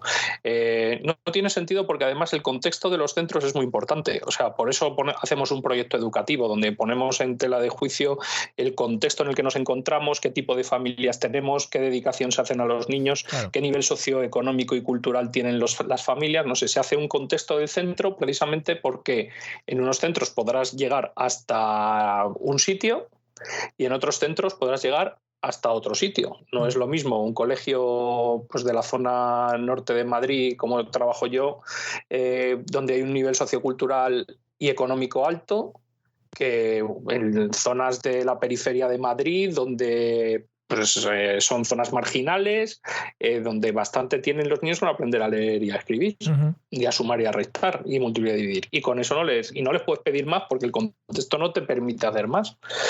Entonces, lo que no puede ser, al final, lo que se hizo con esas pruebas es sacar como listados de colegios. ¿Qué colegios tienen los niños más brillantes? ¿Qué colegios sacan las pruebas más elevadas? No sé, al final parece que estas pruebas valen simplemente para hacer una lista de orden y no valen para realmente lo que en origen estaban diseñadas, que era para hacer una evaluación diagnóstica del proceso educativo. Sí. Con lo cual, como bien dice Miguel, si la evaluación es continua, todo el equipo docente de primaria y luego de secundaria y bachillerato tienen que hacer un seguimiento constante del proceso del alumno. El principio principal desde la LOE es que a cada niño hay que atenderle según sus propias necesidades, sí. Luego no les puedes evaluar iguales a todos. Hay unos mínimos que evidentemente todos tendrían que cumplir, pero luego hay otros niños que podrán llegar muy arriba y otros que no llegarán muy arriba. ¿Por eso merecen o no merecen un colegio decir este colegio es peor porque saca peores resultados? Pues no, habría que atender un poquito a cómo es el alumnado y cuáles son sus características. Si lo quieren seguir haciendo, que lo hagan, pero que no publiquen las listas. Sería un detalle. Eso es un detallazo. No, por lo visto, pues eso. Al final es algo que tampoco se aplicó nunca, ¿no? Es decir, la prueba al finalizar el ciclo de la ESO es algo que nunca se llegó a aplicar. Pero no se aplicó por un acuerdo de gobierno, no porque la ley no lo establecía, porque la LOMCE establecía que el primer año era de prueba y que a partir del segundo servía para titular. Estoy hablando de la prueba de cuarto de la ESO. Sí. Servía para titular o no. Si no aprobabas ese examen ya podías tener un expediente magnífico que si no aprobabas ese examen no te daban el título de educación secundaria obligatoria. Vale, o sea, y yo me pregunto que no tenía mucho sentido. Han quitado una cosa que no se ha aplicado. Han quitado algo que ya no estaba. Muy bien. Claro, pero por ejemplo también porque esta ley, hasta este año se estaban haciendo las pruebas de tercero de primaria, sexto de primaria y cuarto de secundaria. Ahora se han cambiado, las pruebas diagnósticas serán en cuarto de primaria y en segundo de secundaria. En ningún caso van a tener repercusiones académicas en el sentido de los expedientes de los alumnos. Se adjuntará, supongo, la información, pero no tendrá ningún efecto. Lo que también me preocupa un poco, me preocupan dos cosas. La primera, ¿qué van a hacer con esa información? Si vamos a seguir viéndola, porque la ley dice que no se utilizará para listados de centros y eso, pero bueno, ya veremos cómo entonces lo van a evitar. Y segundo, me preocupa también el tipo de pruebas que se hacen. Porque una de las cosas que más me reventaba a mí era que a nosotros nos pedía la ley educar de una manera y luego llegaba la prueba y la prueba no tenía nada que ver a cómo teníamos que educar. Con lo cual, nosotros como docentes teníamos que elegir, ¿les preparamos para la prueba o educamos según la? Porque para que nos entendamos, ya en la LOE y en la LOMCE ya se insta a la educación por competencias. Bueno, la LOMCE un poco menos, pero sigue instando a la promoción de las competencias. Y luego nos vendían estas pruebas externas como pruebas de competencias. Yo no sé cómo son las de primaria, Carlos tendrá más información. Desde luego, de cuarto de secundaria tenía de competencia mis cojones. Ah, qué bonito, qué bonito. Pero te daban el resultado como si fueran por competencias. Y efectivamente, para lo único que servían, porque afortunadamente no sirvió para hacer titular o dejar de hacer titular a algún chaval, era para clasificar a qué nivel de competencias. Cuando ese examen, desde luego, de competencias no tenía nada, porque era un examen de contenidos un poco diferente, no te ponían la pregunta y venga a escribir, sino que te daban un texto con huecos y a completar. ¿Eso es una competencia de verdad? Cuidado. Entonces, así vamos todos. Pregunta retórica lanzada al aire, muy bonito ese final de frase. Y un poco relacionado con esto, Miguel, que tú supongo que estás un poquito más en contacto con ello, ¿qué implica la recuperación de la PAU? Todo el tema de, pues eso, la promoción y la titulación en el bachillerato y todo este tipo de cosas. Mira, llamarlo selectividad, llamarle prueba de acceso a la universidad, llamarlo evaluación de acceso a la universidad, EBAU, PAU, llámalo como quieras. Si no cambia nada. Si es todo lo mismo. O sea, lo único que le cambian es el nombre, pero a efectos prácticos es el mismo. Yo, evidentemente tengo un reservorio con los exámenes de BAU, porque yo tengo que preparar, de BAU, tengo que preparar chavales de segundo de bachillerato, y los exámenes son los mismos desde el año 2000. O sea, el formato, quiere decir, el tipo de pregunta, es que no cambia nada, es una prueba también, otra vez, de contenidos pura y dura, nada que ver con lo que se presupone que se debe hacer en la educación media, que es supuestamente preparar por competencias, pero claro, luego llegas al acceso a la universidad y te presentan un examen de contenidos. Evidentemente tú como profesor de segundo de bachillerato, ¿qué haces? Prepararles para que saquen la mejor nota posible y puedan hacer la carrera que quieran. Te da igual la ley, te da igual la EBAU, te da igual la universidad, te da igual el inspector, te da igual todo, porque el objetivo es que el chaval pueda hacer lo que quiera con su vida. Para eso, por suerte o por desgracia, si quiere hacer la universidad necesita una nota y necesita pasar por ese examen. Entonces, pues no sé qué decirte. Otra, que lo vuelven a llamar Pau, pues fenomenal. Pues Pau Donés. Por Pau Donés, arriba. Es un homenaje. Es que no lo había visto. Un homenaje. No sé si tienes algo que añadir, Carlos, sobre esto del cambio de nombre, como dice Miguel. Me pilla muy lejos a mí la Pau, la EBAU, la que sea, me da igual. O sea, no me da igual el nombre, como dice Miguel, al final es cambiar los nombres y ponernos unas iniciales muy bonitas, nuevas, distintas, y ya está, pero al final es lo mismo. Y yo creo que alguien debería ponerse de acuerdo, como muy bien dice, en si quieren que hagamos hincapié en las competencias o si quieren que hagamos hincapié en los objetivos. Pero lo que no puede ser es efectivamente dar clase por objetivos para que luego te examinen a los niños en las pruebas estas de diagnóstico por competencias o al revés. O sea, me parece que alguien le tiene que dar una vuelta a eso, y si es verdad que quieren que pasemos realmente a las competencias, yo por ilustrar un poquito al público, al final, educar por objetivos es educar en contenidos. El niño tiene que saber contenidos, que tiene que demostrar que sabe, mientras que educar por competencias es educar en procedimientos, es decir, qué hacer con todo eso que sé. ¿Vale? Entonces, al final se evalúa de manera distinta una cosa que la otra. Y por tanto, si alguien quiere cambiarlo, que lo cambie de una vez, que quite los objetivos de una vez del currículum, deje las competencias de formación, y de formación decente, no la formación esta que dan habitualmente que no vale para nada. Formación decente a los maestros y a los profesores sobre cómo evaluar y trabajar por competencias, e instáuralo. Pero no hagas que lo pongamos en el papel para nada. Vale. Bueno, al final, evaluar por competencias es añadir 6 hojas en la programación que no valen de nada. Entre cambios de nombres y papeles nos estamos moviendo mucho esta tarde, o sea que está quedando muy interesante sobre este. Sí, para que vea, esto es un cambio de ley. Papeles y ya está, y nombres. Correcto. Y nombres. Además, es cuántos papeles más hay que hacer y cuántos voy a dejar de hacer a cambio de otros 5 más que hay que hacer. Ya está. Vamos a cambiar el modelo del papel, pero vamos. Que bien el gramaje, ¿no? Tienen diferentes gramajes el papel. Sí. Que también se está perdiendo también un poquito el tema del miedo al PAU, EBAU, a la prueba, como se llame esto. Nosotros con la selectividad era algo como muy instaurado y decía, joder, voy a selectividad, ¿no? Y tenía un nombre y un peso. Ahora que si PAU, que si EBAU, que si FLAU, que si FAU, al final pues se le pierde un poquito el nombre a esta prueba. Os quería hacer una pregunta un poco también relacionada con cosas que he leído sobre esta ley. Entiendo que es otra de estas cosas que me vais a decir que ya se está haciendo en los centros educativos, pero se habla mucho sobre establecer una especie de camino individualizado para cada uno de los alumnos con los que se trabaja. Y no sé si los centros tienen capacidad para hacer este tipo de cosas, es decir, una orientación individual si en caso de que alguno de los chavales que forme parte de las aulas no cumpla con los requisitos mínimos. Esto está muy bien siempre y cuando bajen la ratio de alumnos por aula. Claro. Si tú tienes 15 alumnos, 12 alumnos, yo con 12 alumnos sigo individualmente, los sigo hasta su casa. Los puedo seguir a todos. Cuidado. Y en Twitter, y en Instagram, en lo que quieran, los puedo seguir como quieran, con 25, 27 o 29, En algunos casos, pues es ciertamente complicado hacer una cosa así. Aún así, vuelvo a repetir, la calidad de los docentes de este país, y en este concreto caso de esta comunidad autónoma en la que trabajamos, hace que aún así, pues a lo mejor no se hace un seguimiento tan súper individualizado como se debería o como pretende la ley, pero se hace. Y si se hace, y se hace bien. O sea, pongo una vez más en valor la capacidad del docente. Bravo. Estás siendo un representante de la docencia mayúsculo, ¿eh? Gracias. Nada. Yo lo llevo trabajando todo el día. Muy bien.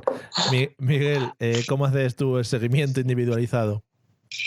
Pues lo resumiría en 3 palabras. No, van a ser 4, perdón, que he contado. Hago lo que puedo. Vale. ¿Vale? O sea, evidentemente, yo, por ejemplo, soy tutor de un grupo de 27 alumnos. Joder. Yo intento hacer más todas mis clases. O sea, quiero decir que es que no es que soy tutor solo, es que tengo que dar mis clases en otros cursos.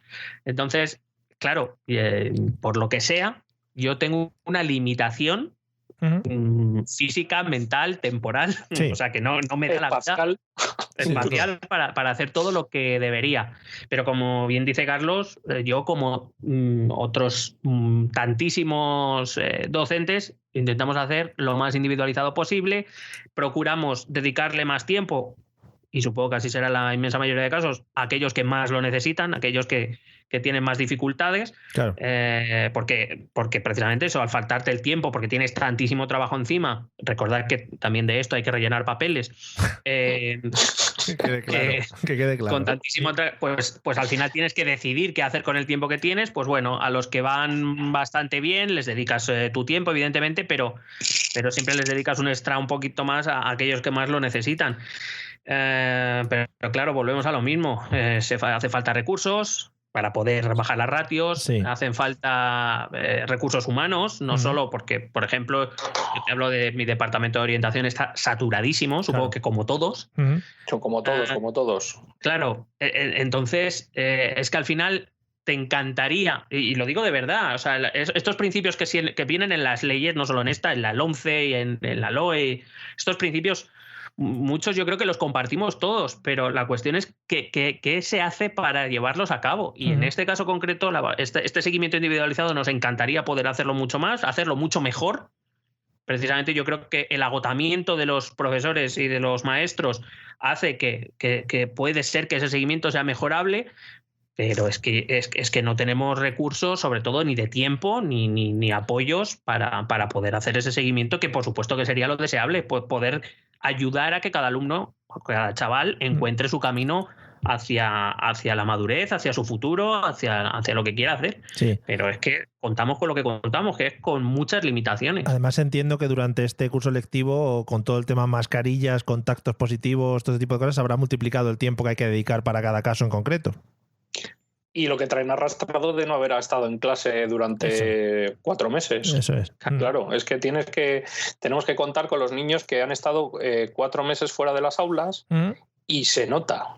Yeah. Se nota, porque tú has mandado mucho deber digital y mucho Classroom por allí, mucho Meet, mucha historia, pero yo, por ejemplo, este año he cogido grupos de segundo y se nota que no han escrito una letra desde marzo. Bien salvajaos. Sí.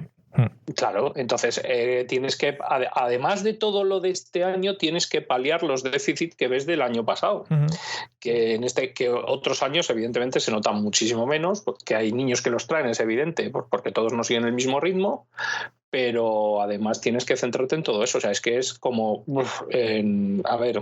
y al final pues es lo que dice Miguel, tú procuras hacerlo siempre lo mejor posible. Hay veces que el tiempo te da, hay veces que no te da. Es cierto que el nivel de corrección que necesita, por ejemplo, un niño de primaria no lo necesita un niño de secundaria, mucho menos uno de bachillerato, con lo cual nosotros sí que le podemos dedicar en primaria un poquito más de tiempo a ese seguimiento individualizado. Muchas entrevistas con los padres, muchísimas, porque durante el confinamiento y ahora fuera del confinamiento, para seguir un poco cómo va esa relación escuela-familia, que es muy necesaria para ver ese seguimiento individualizado del niño, porque al final los dos centros donde el niño se desarrolla son la familia y la escuela, y eso toda esa información es necesaria para valorar ese seguimiento. Sí.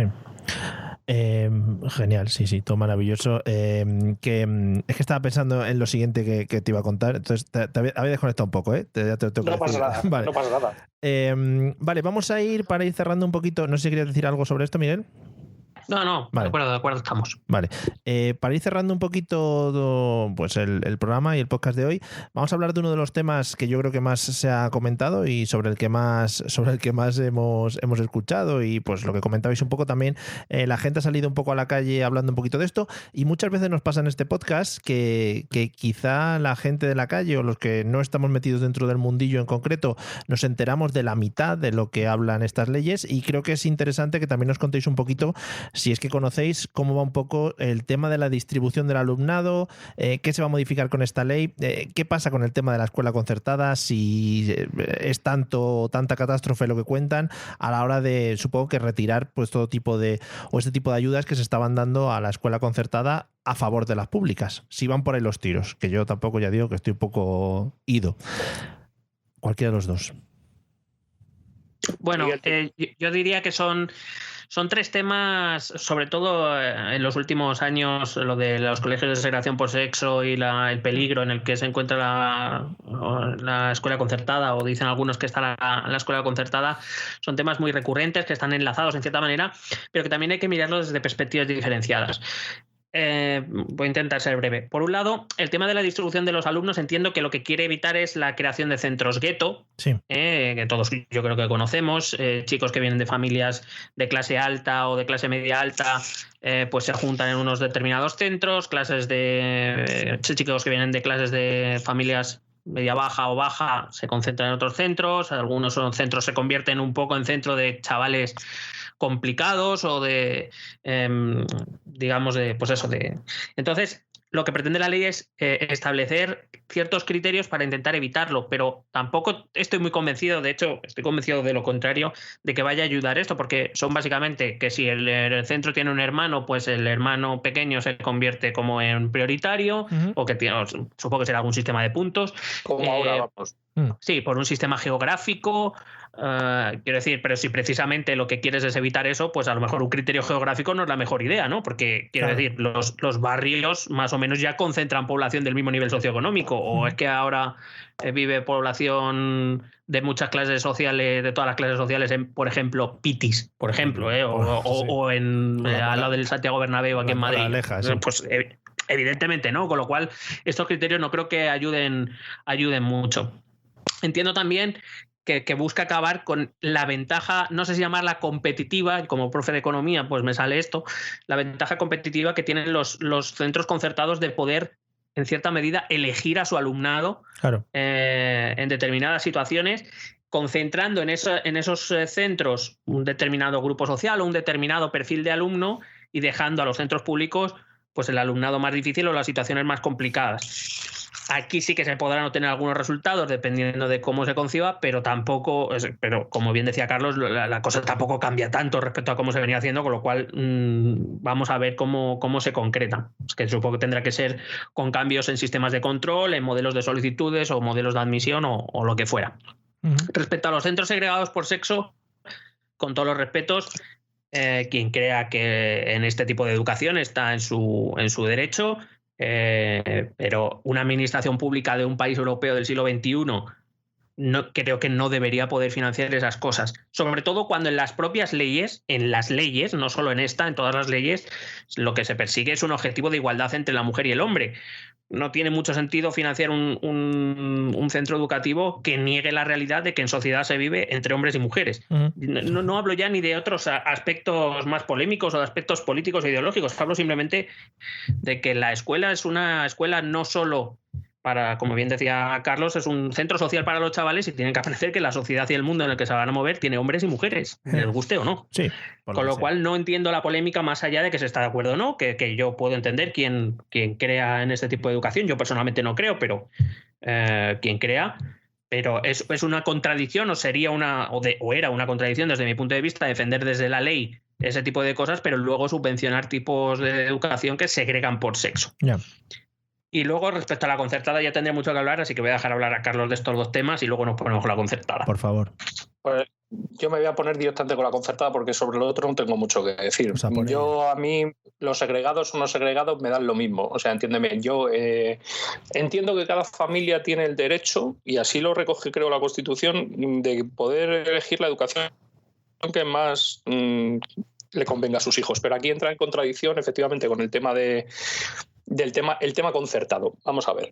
Si esta ley quisiera ir a por los colegios concertados, simplemente lo que tendría que hacer es decir, a partir de hoy todos los colegios concertados pasan a ser privados, el que quiera uno que lo pague, y solamente concertaremos plazas en esos centros en aquellos lugares donde no haya plazas públicas. Uh-huh. Ese debería ser el origen de una plaza concertada, no construir colegios concertados en suelo público directamente. O sea, vienen las hermanas carmelitas descalzas, que me parece muy bien, y tienen su derecho a construirse un colegio, pero no lo vas a construir en suelo público. Y si lo construyes en suelo público, entonces serás un colegio público. Y si lo vas a pagar, entonces serás colegio privado. Y solo te haré concertado si en todos los colegios públicos de la misma localidad ya no quedan plazas para más niños. Y entonces, como los tengo que meter en un sitio, te voy a pagar por esas plazas. Uh-huh. Esto que yo digo, pues es muy bonito, pero no lo va a hacer nadie. No lo va a hacer nadie porque a día de hoy está muy extendido a la plaza concertada per se. Es decir, yo creo un colegio y lo concierto entero porque sí. Ya, pero es que en los 8 colegios públicos que hay, todos los niños se van a ir a los colegios concertados porque, total, es lo mismo. Mal rollo. Entonces tú no estás velando por lo público. A mí es que esto lo haga una ley del PP, pues me parecería normal, pero que lo haga una ley del PSOE que dice que es que vela por todo lo público y por todo... Bueno, no velas por nada de lo público, velas por tus votantes, igual que con todos, más que hecho, todos los hijos de los ministros van a colegios concertados o privados. Con lo cual, para mí, carece de valor. ¿Qué es lo que hay que hacer entonces? Lo que hay que hacer es prohibir por ley el cobro a las familias de eso que se llama la renta voluntaria o la donación voluntaria que se hace a los colegios concertados, porque eso, si consideramos que los colegios concertados forman parte de la red pública, uh-huh, como así lo consideran todas las administraciones, entonces están jugando con una ventaja que no jugamos los centros públicos, porque yo como centro público no le puedo pedir una ayuda voluntaria a un padre. Claro. Entonces no puedo mejorar el gimnasio, tengo que depender del ayuntamiento. No puedo mejorar mis pistas deportivas, no puedo poner aire acondicionado en las aulas, no puedo comprar filtros de aire EPA para no sé qué. Entonces lo que digo es que si todos somos parte de la red pública, todos jugamos con las mismas condiciones. Es lo único que yo pediría a la administración, porque yo creo que el otro no lo van a hacer. Sí, yo estoy completamente de acuerdo por hacer para poner un poco a nuestros oyentes en situación. Y evidentemente estoy de acuerdo, no, esta ley desde luego está muy lejos de eliminar la concertada, pero muy lejos. Y por eso no entiendo tantas protestas, la verdad. Bueno, entiendo que supongo que será una cuestión de, pues como todo, aprovechan cualquier cosa uno y otro lado para organizar sus trincheras, ¿no? Y sí, liar la parda, pero no entiendo muy bien las protestas precisamente por eso, porque esta ley, que incluso yo creo que el propio gobierno ha anunciado a bombo y platillo que era por la pública y entendíamos todos que era a costa de la concertada, desde luego después de leer la ley, yo no veo en ningún caso que la escuela concertada corra peligro.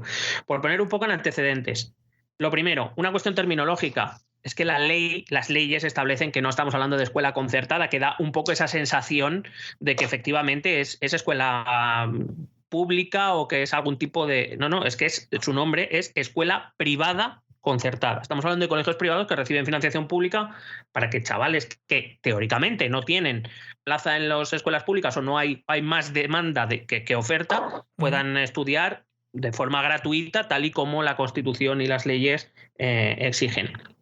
Mirad, el origen del concierto, por hacer una breve reseña histórica, y si Carlos tiene algún, que yo creo que conoce mejor el tema, si tiene alguna matización que hacer, por favor que me la haga. Básicamente viene de que nosotros venimos, no voy a polemizar, prometo que a pesar de que voy a nombrar a Franco, no voy a polemizar. Qué bonito. Siempre. Durante la dictadura de Franco, la educación estaba prácticamente al 100%, digo prácticamente, creo que no, pero en la inmensa mayoría del porcentaje en manos de la Iglesia, de colegios de la Iglesia. ¿Qué ocurrió? Que cuando llegó la democracia, y se instaura este principio de educación gratuita, la administración civil no tiene colegios, tiene que construirlo porque no hay una red de centros donde poder ofrecer esa educación gratuita desde las administraciones públicas. ¿Qué se hace? Se crea el concierto educativo. Es decir, pagar a estos colegios privados que ya están asentados, que ya están construidos, para que mientras se construye esa red que pueda atender a todo el alumnado o a la inmensa mayoría del alumnado, pues puedan recibir esa educación gratuita en esos centros que ya están construidos. Claro, en principio, la idea del concierto ya en sí misma es una idea de que en algún momento la red pública será capaz de sostener la educación gratuita y, por tanto, ya o no hará falta el concierto o, desde luego, sí lo hará de una manera mucho más reducida, que es a lo que yo creo que ya estamos en ese punto desde hace tiempo.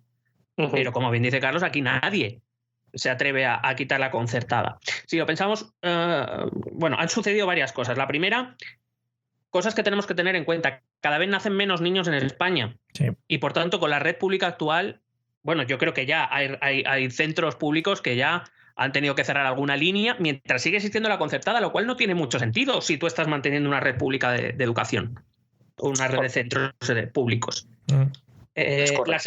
La segunda, los centros concertados, como bien decía Carlos, se han aprovechado una doble financiación. Y esta ley, por cierto, sí que recoge de manera literal que queda prohibido para todo centro concertado poder solicitar donaciones o cualquier otro tipo de financiación a los padres. Cosa que, por cierto, y esto también va para los dos grandes partidos políticos, cosa que ya estaba prohibida según sentencia del Tribunal Supremo de 2006. Hostia, y que nadie ha hecho cumplir y nadie ha velado porque se cumpla, porque de hecho todos tenemos amigos que llevan hijos a concertados y siguen pagándolo. Yo mismo. Correcto.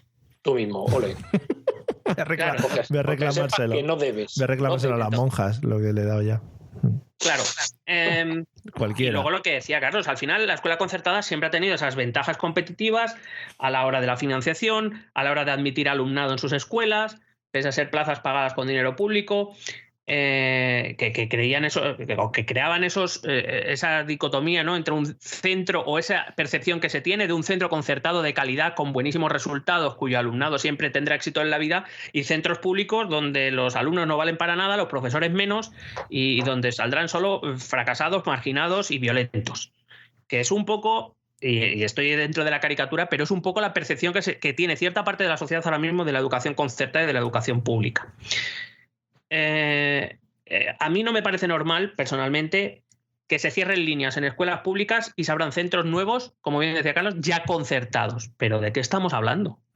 O sea, tienes centros que estás cerrando aulas porque no llegas al mínimo, pero sigues abriendo centros nuevos que ya vienen que son privados, pero que antes de abrir ya están concertados. ¿Pero de qué estamos hablando? O sea, yo es que esto si a Carlos le indignaba y se venía arriba con lo de las transversales, sí. A mí esto me calienta mucho porque es que es totalmente incomprensible. O, por ejemplo, ciertas administraciones que a la luz de esta ley han decidido prorrogar los contratos de concierto durante 10 años sin ni siquiera saber qué necesidades vas a tener en tu red pública de educación. Claro. ¿Pero qué sentido tiene esto? Porque al final es un tema de dinero y de recursos. La escuela pública va justísima de recursos y a la concertada no le han faltado hasta ahora y no creo que le falten. Y no tiene ningún... Porque, por cierto, para contentar a la escuela concertada, esto que parece que nadie dice es que se le va a aumentar un 6% la cuota por plaza concertada. De pasta. Joder. Es que a lo mejor esto nadie lo dice casualmente. Ni los que protestan, ni los que hacen loas a la educación pública. No, ahora solo viene el tema de cuánto dinero ahorran al Estado. Bueno, vamos a ver. Y a mí me gustaría que todos esos que dicen cuánto dinero ahorra un colegio concertado al Estado, me gustaría que me plantearan números.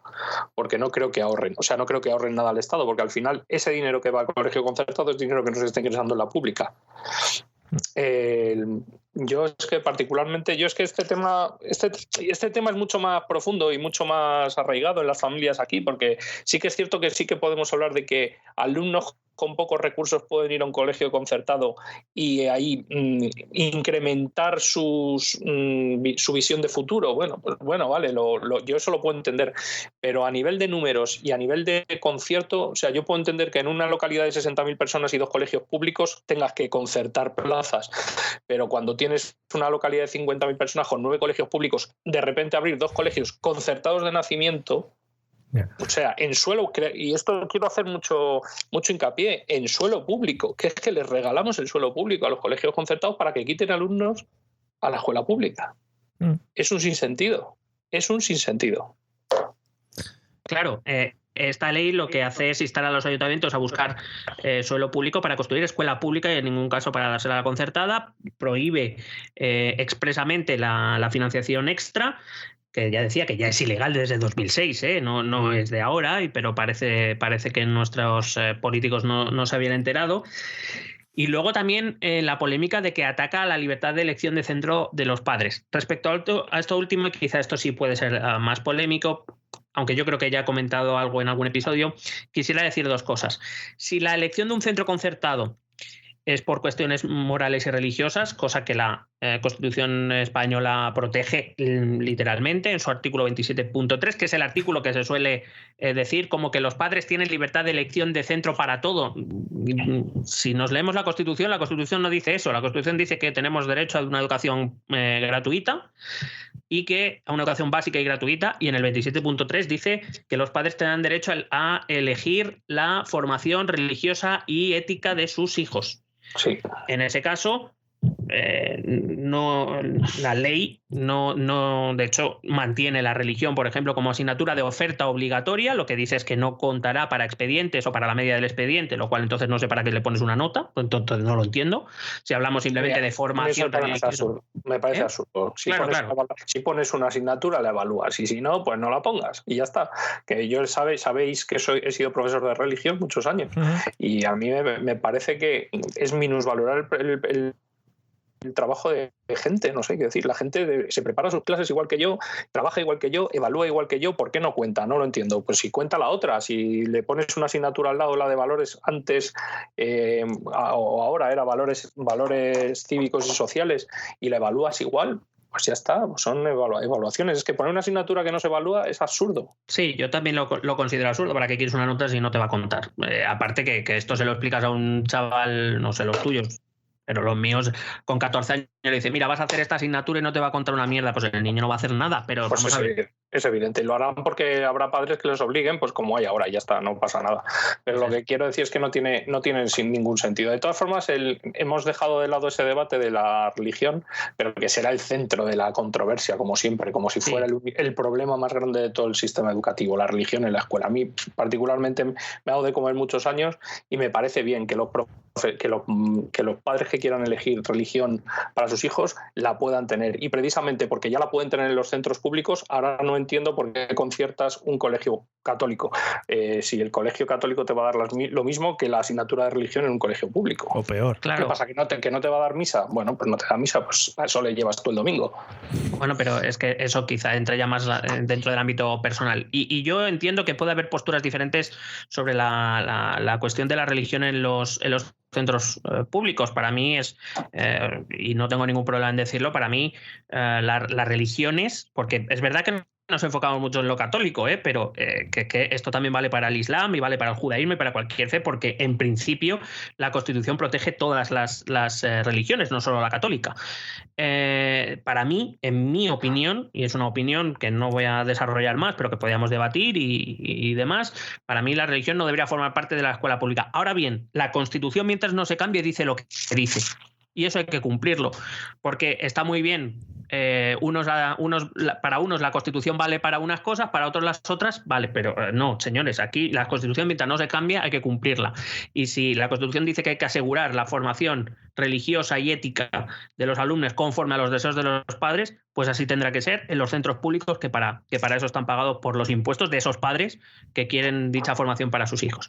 Pero dicho esto, que vuelvo, y por quitarme de ese tema, porque es verdad, no es ni lo más relevante de lejos de la educación, ni desde luego es el gran problema de la educación, como creo que estamos demostrando en este podcast. La otra opción es que los padres que salen a protestar por el fin de la escuela concertada o para proteger la escuela concertada es porque quieren pudiera entender que es porque quieren elegir modelos educativos diferenciados o modelos educativos diferentes entre las diferentes opciones para poder escoger qué tipo de educación quieren darle a sus hijos. Para mí sería una gran excusa si de una puñetera vez por todas se le diera a los centros públicos la autonomía que todas las leyes le dicen que tienen y nunca ninguna administración le ha dado, para que cada centro desarrolle su propio modelo educativo. Y así los padres podrán elegir centro público dependiendo del modelo que quieran porque tendrán oferta diversa. Pero claro, para eso hay que darle recursos, para eso hay que darle la autonomía que las leyes, repito, le confieren, pero ninguna administración le da. Y hay que darle los recursos y la financiación correspondiente. ¿Lo va a hacer alguien? No. Así que la concertada seguirá ahí, haremos más atascos naranjas, protestaremos, diremos que vamos a defender lo público por encima de todo, y la realidad es que, desde mi punto de vista, con esta ley el sistema va a cambiar muy poquito. Muy bien. Joder. Aplaudo, me pongo de pie. Yo me he quitado el sombrero, el sombrero imaginario también, porque imagínate, el único sombrero que tengo aquí a mano es uno de Mickey Mouse, entonces también le restaría como impacto, ¿no? A ese quitarme el sombrero. No, y te imagino grabando con el sombrero de Mickey Mouse puesto. Lo hago siempre, también te digo, pero pasa que como llevo hoy los cascos orejeros no me permite encajármelo bien, que tampoco por mi diámetro cabecil me permite habitualmente encajármelo.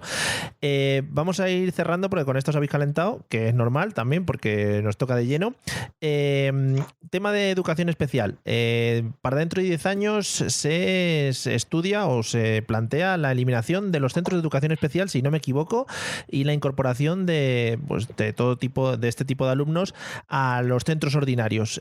¿Están estos centros preparados para recibir a este tipo de alumnos? ¿Habría que hacer algo? ¿Cómo veis este cierre de los centros de educación especial?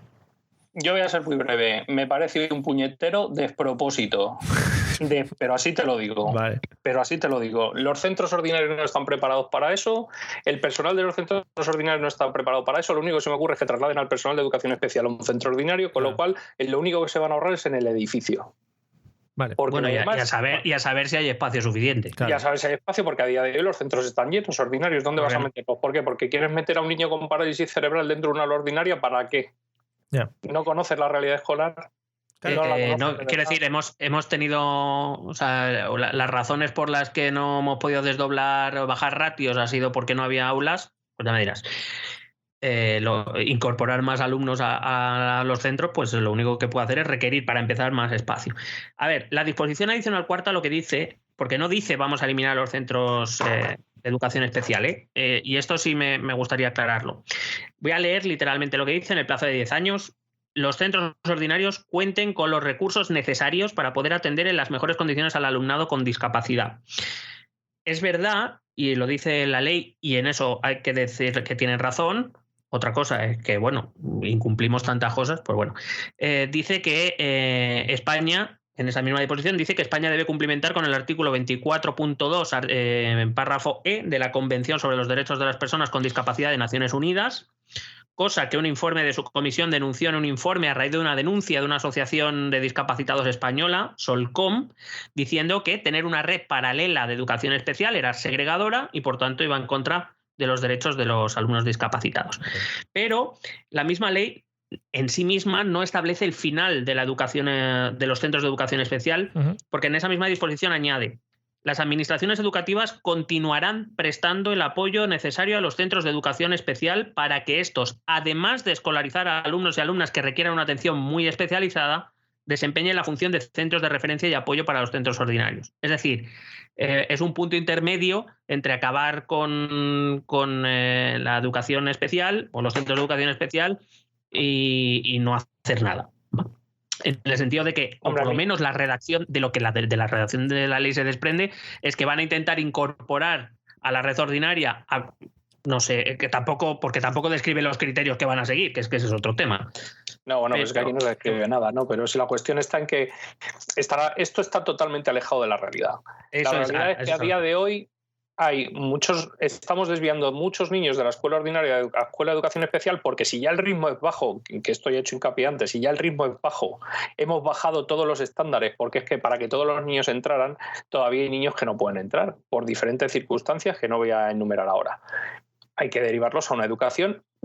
Ahí sí que es individualizada, porque ahí tienen un profesor no te voy a decir para cada uno, pero para cada 5. Es otra historia. Claro. La educación especial, o sea, ahora mismo, o sea, tal y como están concebidos la organización de los centros escolares ordinarios, es totalmente inviable. Este artículo en concreto de la ley es inviable. Lo que hay que hacer es facilitar muchos más recursos a estos colegios o a estos centros de educación especial, que por cierto hay muy pocos, en comparación a las necesidades que últimamente empieza a haber, porque ahora resulta que tenemos un montón de niños con un montón de problemas. No te voy a decir de repente, pero sí que te voy a decir que en los últimos 10 años se han incrementado en un 200%. Los niños con dificultades de aprendizaje y con otro tipo, que ya estamos hablando de enfermedades, a lo mejor, pues eso te he dicho, parálisis cerebral, la espina bífida, motóricos, sordos, o sea, el proceso educativo, ahora mismo los centros no están preparados absolutamente para nada de eso. En 10 años me parece irreal. Me parece irreal, tal y como está el tema. 10 años que va a dar igual porque esta ley va a desaparecer antes de los 10 años, pero aparte de eso, claro, al final todo, lo veas como lo quieras ver, al final todo se concentra en los centros cuenten con los recursos necesarios. Si al final es todo eso, es una cuestión de recursos. Desde luego, si lo que quieres es incorporar buena parte del alumnado que ahora mismo está en centros de educación especial a centros ordinarios, vas a tener que hacer una inversión de cojones. La pregunta es, pero no solo estoy hablando de dinero, cuidado, estamos hablando de recursos formativos, infraestructura, de recursos materiales, de recursos de personal, necesitas más profesores, técnicos, necesitas limpiadores, necesitas fisioterapeutas, es que es una pasta, o sea, una pasta. Es que eso es a lo que vamos. Al final, la idea puede ser bonita, no digo que no, puede ser, pero evidentemente, y estoy de acuerdo con Carlos, está muy lejos de la realidad actual, porque me atrevería a decir que de aquí a 10 años no va, esto que dice la ley de los cuenten con los recursos necesarios, ya te digo yo que no va a ocurrir. No va a ocurrir porque resulta que nos estamos gastando un 4,2% del PIB en educación. Pues estamos invirtiendo, bueno, debería ser una inversión, aunque entiendo que para muchos es un gasto, un 4,2% del PIB, cuando los modelos educativos que siempre nos restringan por la cara se están dedicando el 7, el 7,5%. ¿Estamos dispuestos a emplear el 7,5% de los recursos en la educación? Porque ni siquiera este gobierno se plantea volver al 5%, que era lo que teníamos en 2008 antes de la crisis. Entonces, ¿de qué estamos hablando? Yeah. Es que es pues eso, como ocurre tantas veces y hemos hablado en tantos otros temas, Mario, es una cuestión de muy bonito sobre el papel. La cuestión es si se va a llevar a cabo, si se va a poder llevar a cabo y sobre todo si se quiere llevar a cabo. Y mi respuesta a las 3 preguntas es no. Nore, confía mucho también en el profesorado, ¿no? Que os adaptéis sin recursos, ese tipo de cosas, que es lo que supongo que ya estáis haciendo en muchas ocasiones. Como siempre. Claro, y en este caso pues es un poquito más complicado. Bueno, yo voy a ir terminando, aparte de cosas que queráis luego argumentar vosotros en un speech final o lo que os dé la real gana. Vamos a ir con una mini pregunta o también sueño que han lanzado, creo que desde el canal de Telegram o desde Twitter o no sé qué. Desde Twitter, por cierto, nos han lanzado un codazo a los dos, que es la nueva forma de saludar en la nueva normalidad. Un codazo para los dos, que es muy bonito. Es agresivo y aparte, pues eso. En la boca. Sí, es agresivo, pero dentro de las normas de saludos habituales. La nueva normalidad esta. La pregunta es algo así como no que habría que hacer, yo casi no lo voy a llevar por el que habría que hacer. Si soñáis con que vais a ver alguna vez en vuestra vida una ley definitiva de educación en la que todos logren un consenso. No. Vale. Igual os sorprenden, oye, igual, yo qué sé, imaginaos yo que vuelva UPyD, ¿no? Por ejemplo, y logre aunar en torno a ellos. No sé qué me sorprenderían más, si volviera a UPyD o el acuerdo de Estado por la educación. Con UPyD como cabeza, ¿no? De ese acuerdo, sería maravilloso. Para mí sería un sueño hecho realidad. Bueno, no sé si... No, pero simplemente por argumentar, sí. Porque la educación es un arma política. Sí. A ver, no seamos tampoco aquí ahora idealistas. Tampoco la educación en otros países es... siempre se pone el caso de Finlandia, pero en realidad eso es la excepción. Aunque también es verdad que el compromiso con las leyes educativas o las reformas de las leyes educativas en los países, sobre todo centroeuropeos y nórdicos, son, digamos, se mantiene un esquema o una columna vertebral inalterada y se van modificando diferentes aspectos. Es verdad que cuando llega un gobierno nuevo tampoco cambia una ley de arriba abajo, no es lo normal. Puede ocurrir, pero no es lo normal.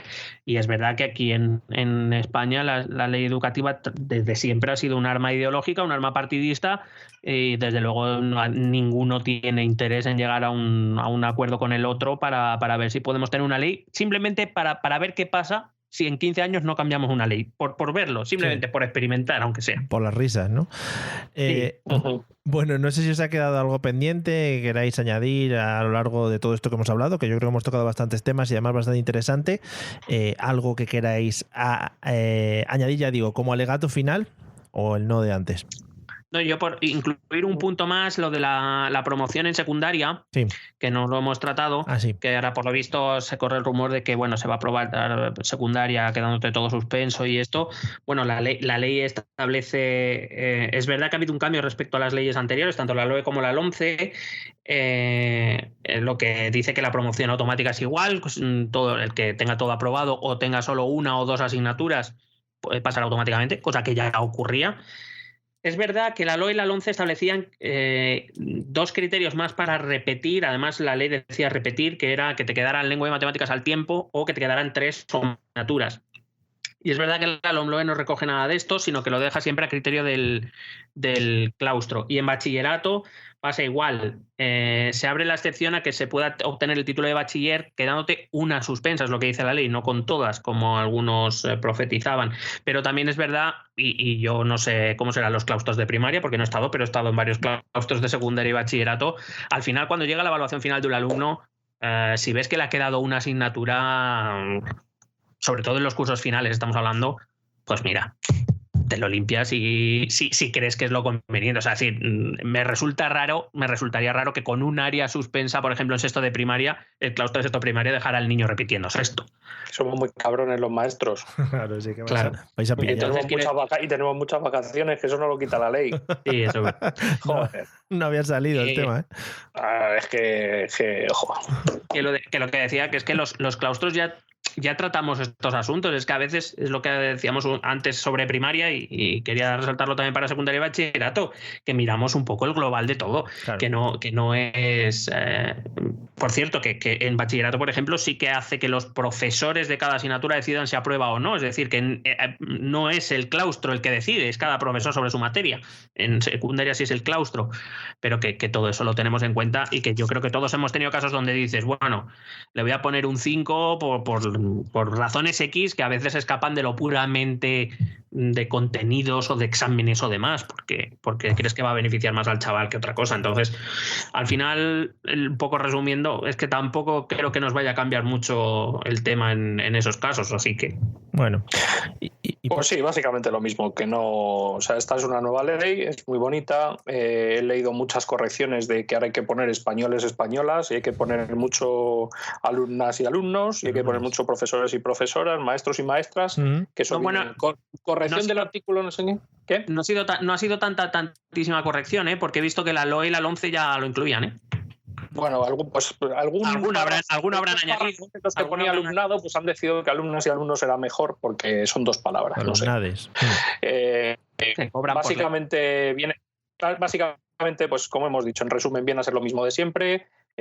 una ley que no da respuesta a los problemas reales que tenemos los maestros y los profesores en las aulas, que viene a ser todo muy administrativo y que, en fin, pues que, como bien decís, pues en X años estaremos haciendo otro podcast sobre la 9ª o la 10ª ley de educación y seguiremos igual. Genial. La haga quien la haga. Te invitaremos como ya invitado especial para ese podcast, o sea que vete preparándotelo por si las moscas. Perfecto. Pues nada, oye, yo creo que ha quedado muy completito. Vamos a escuchar un segundito los métodos de contacto y te invito, Carlos, a que te quedes con nosotros a nuestro off, los 5 minutos de gloria del podcast, o sea, lo que de verdad nos está dando fama mundial a lo largo de los años. Escucha nuestros métodos de contacto. Puedes escribirnos un correo electrónico a la dirección estotambiénespolitica@gmail.com. Si lo prefieres, puedes buscarnos por Facebook o Twitter a través del nombre ETE Política. Nos encontrarás en YouTube, donde colgamos las grabaciones de todos los episodios. Y si necesitas un contacto más cercano, únete a nuestro canal de Telegram. Busca el enlace en nuestras redes sociales. Toda esta información y mucha más la puedes completar a través de nuestra página web www.estotambiénespolitica.com. Porque tú también formas parte de Esto también es política. Bueno, maravillosa la voz de este hombre que dice los métodos de contacto, como habéis podido ver, o sea que es estupendo. Os tengo que comentar una cosa para que ya quede todo este podcast cerrado. Creo que estoy viendo la salida a todo el tema del virus y a todo el tema del COVID. Ya he tenido mi primer contacto con la normalidad otra vez, con lo que es el vivir la vida como la vivíamos antes. El otro día estuve en un bar y no sé si os habrá pasado a vosotros, y ya el camarero cuando sirve los pinchos de tortilla ya tira de dedo. O sea, ya mete dedo en lo que es tortilla, ¿no? Mete dedo en tortilla y empuja sobre el plato. Creo que eso ya es, pues ya hemos vuelto a la normalidad. Sí, yo creo que ya solo falta que vuelva la salmonelosis y lo tenemos todo. Un poquito de buena salmonelosis, ¿no? Claro, porque ahora no te da, porque empuja con dedo, pero dedo con gel hidroalcohólico. Claro. Entonces la salmonelosis ahí no agarra. Cuidado que la tortilla de patata le está dando otro sabor, ¿eh? El gel hidroalcohólico. Eso iba a decir. Está ganando. Ese gel hidroalcohólico en la mano que amarga a la patata, sí, yo desde luego con dedos no voy a bar. No sabe igual la tortilla. Cuidado que Ferran Adrià, desde que dejó el bulli, está integrando ahora lo que es el gel hidroalcohólico, ¿no? Cuidado que no haga algo con el gel hidroalcohólico ese que huele a chupachur del Mercadona. Cuidado con ese tema. Aroma, tortilla de patatas con espuma, aroma a chupachur, pero con gel hidroalcohólico. ¿Qué tipo de gel hidroalcohólico estáis trabajando? Porque yo tengo uno que es como, a ver, voy a decir, que es como semen en mano. No sé si lo estáis trabajando mucho ese. Además es que da igual el que vayas a coger, siempre coges el puto más pegajoso, tío. A mí me pasa igual. Yo la verdad es que tengo uno muy bueno, muy delicado, que no quiero anunciar para que no se agoten las existencias para mi uso personal. Sí. Pero, por ejemplo, en el colegio estamos usando gel hidroalcohólico que es a la vez viscoso y huele a copazo de 2 euros de alcohol malo. O sea, que te la acercas y dices tú, qué noches aquellas con 20 años, claro, que nos veamos una copa de 2 euros. El gel hidroalcohólico se llama Recuerdos de Juventud, ¿no? Pone ahí. Garrafoner, creo que se llama. Garrafoniker. Oye, qué bien, qué maravilloso. Pues nada. Oye, una preguntita, solo para terminar. ¿Cuántos os habéis dado cuenta de los dos? Sí. ¿Cuántos os habéis dado cuenta que teníais una herida en la mano en el momento de echar un gel hidroalcohólico? Muy bonito. Eso además es una experiencia única que solo vamos a pasar durante estos momentos. Que te quedas además mirando a la nada como el perro de App, ¿no? Cuando dice ardilla. Pues claro, te quedas así como, what the fuck, ¿esto de qué? ¿No? ¿Y cuántas veces en un mismo minuto te has podido echar gel hidroalcohólico pasando de una tienda a otra solo porque no te miren mal, ¿sabes? Ya me lo he echado antes, pero en la siguiente tienda, para que no me miren con cara de puto cerdo, te vuelves a echar, ¿no? Entonces las manos ya están con un poco de desgaste y ya están demasiado limpias, ¿no? Extra de limpias. Bueno, hay algunos mangos de gel hidroalcohólico en alguna tienda que, ojo, que yo no sé tocarlo. De verdad, cambiad los frasquitos, tiendas de España, por favor. Hay que ir con un palo para darle franco. Con la llave del coche le Qué asco, ¿Y cuántas veces has usado mano para comer algo y te has dado cuenta que te has echado gel hidroalcohólico en ese momento? Que amargan un poco los pepinos. Sí. Cuidado con ese tema. Madre mía. Bueno, pues estamos integrando un nuevo sabor. Si ya integramos hace años el sabor umami que era sabor oriental, ahora hay que buscarle un nuevo nombre para el sabor gel hidroalcohólico, que bueno, que ya está dentro de nuestra vida normal y corriente. Bueno, pues nada, lo primero de todo, oye, muchas gracias, Carlos, por compartir con nosotros este rato y por contarnos tu experiencia, porque creo que es muy enriquecedora. Y ya te digo, para todo temas de educación ya te iremos llamando porque eres nuestro invitado estrella. Muchas gracias a vosotros, me lo he pasado genial. Guay. Miguel, ¿algo que añadir sobre geles hidroalcohólicos o algo? No, simplemente pues que estamos esperando a que salgan con diferentes aromas y sabores. Yo creo que están tardando mucho, ¿no? La industria esta vez. Ya te digo. La gente lo demanda. Si seguimos por el lado de la viscosidad, rollo semen, sabores y tal, cuidado que se nos puede ir de las manos. Nada más por hoy. Yo de hecho estoy esperando el gel hidroalcohólico Durex. Yo hace tiempo que lo espero. No, ya lo hay, pero bueno, una movida que se echa ahí caliente y frío. Amigos, ojo no lo confundáis, que es cuece, ahí lo dejo. Pero y te puedes comer. Nos vemos, amigos, en el episodio 126, que será el episodio en el que hablemos de sexo, por fin, en este podcast, y establezcamos las normas políticas sobre cómo se trabaja el tema del sexo. Tocaremos temas históricos, como por ejemplo Bill Clinton, bueno, de esos temas. Nos vemos dentro de nada. Venga, hasta luego. Besete.